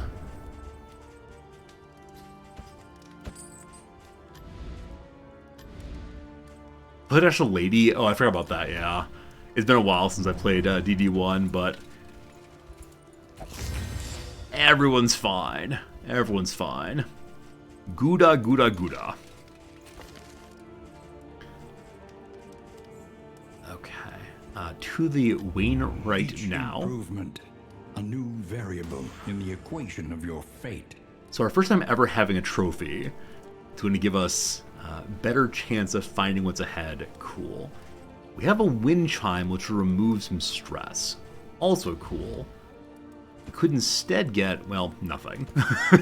We can get a trinket called the Gilded Mind. Resistance to stress and death, but not to debuffs. Guarding Gauntlet we've thrown away before. I can't really use any of these things I have. I guess I'll look through our trinkets, see if any of them better, but probably not. You have to repair the carriage. Yeah, that's what we can do here is A smoother ride, push these. for a time at least. I just wanted to see if we had anything else it might be worth potentially buying, but nah. Still got lots of charred books, but can't afford anything else now. What do we have here? Soothing Poultice removes or gives fire resistance until the next inn. Disease resistance also. Sure.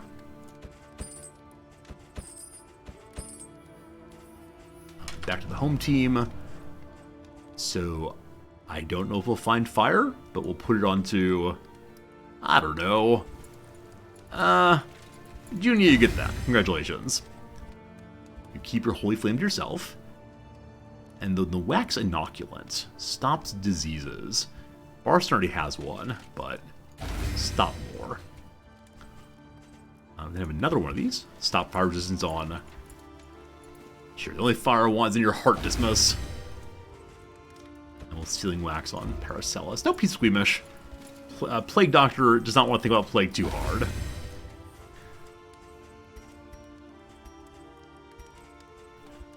Okay.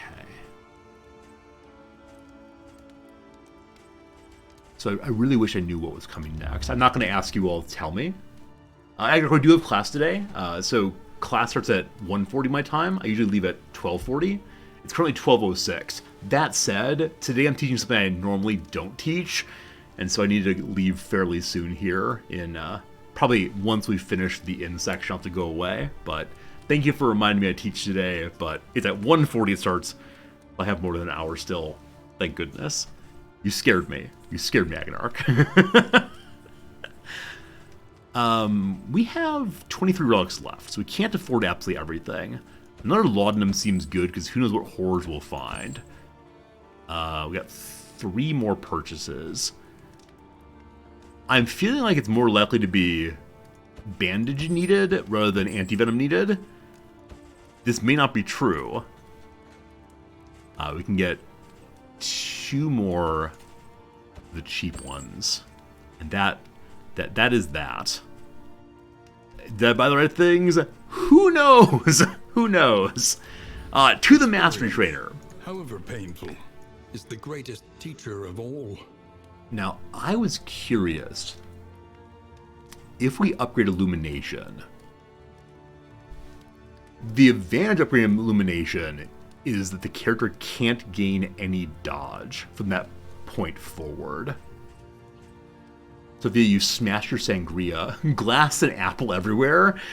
When I read that you smashed your Sangria, I thought you meant you drank it quite heartily. I was like, oh, that's great, congratulations, happy Sangria blasting. But no, that's like a terrible mess. I'm sorry I have to deal with that.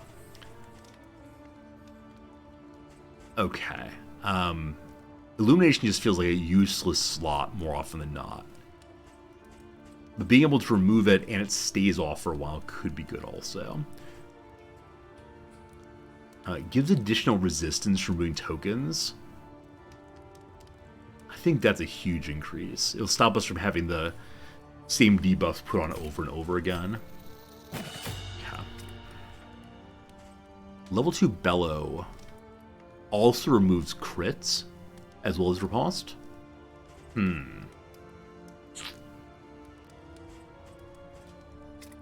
Dismounts, what's happening with you? So Tracking Shot upgraded, like Illumination, also means they can't gain dodge anymore. taking aim allows Buddy to speed up and also gives a second turn of crit. Absolutely.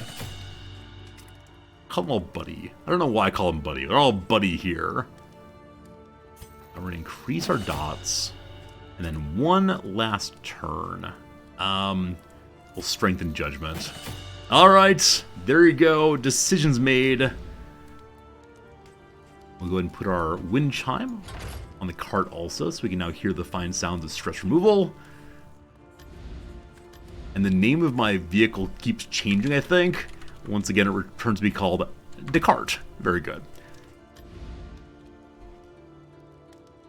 So... Frigid wind wails through desolate canyons. A eulogy to the sane world. we're going to the mountain. Rest of my journey onward. I guess so. 3 new relationships. Number 1, between the Highwayman and the Plague Doctor.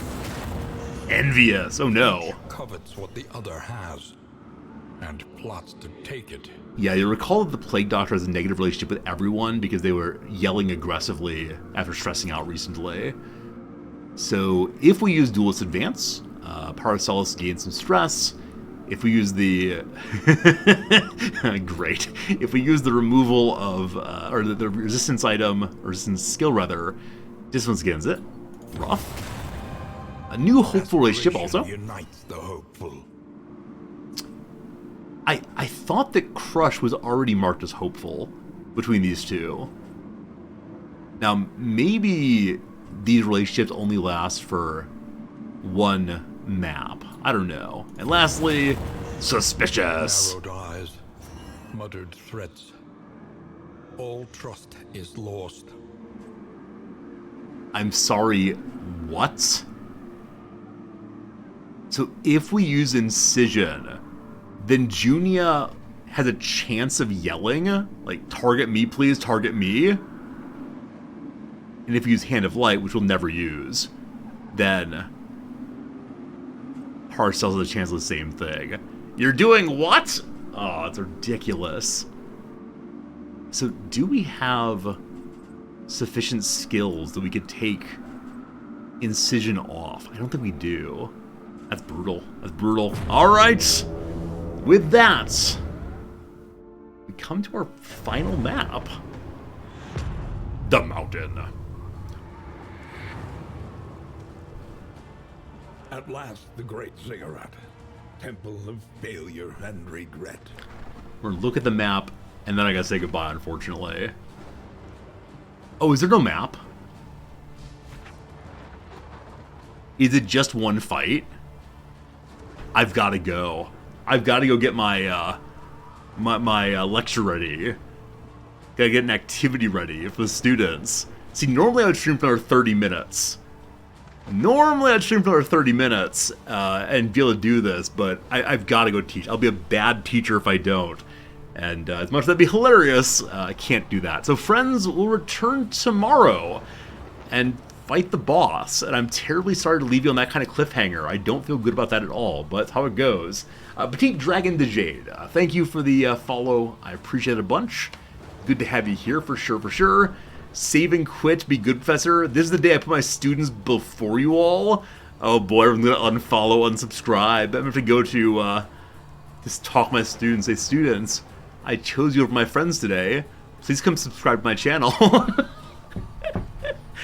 Appreciate y'all a ton. Thanks for being here. We'll save our game. We'll come back tomorrow with a little bit more of this game. Should be fun. For now, though, appreciate every one of you. Thanks for spending time with me. See you again tomorrow for some more Darkest Dungeon. Ah.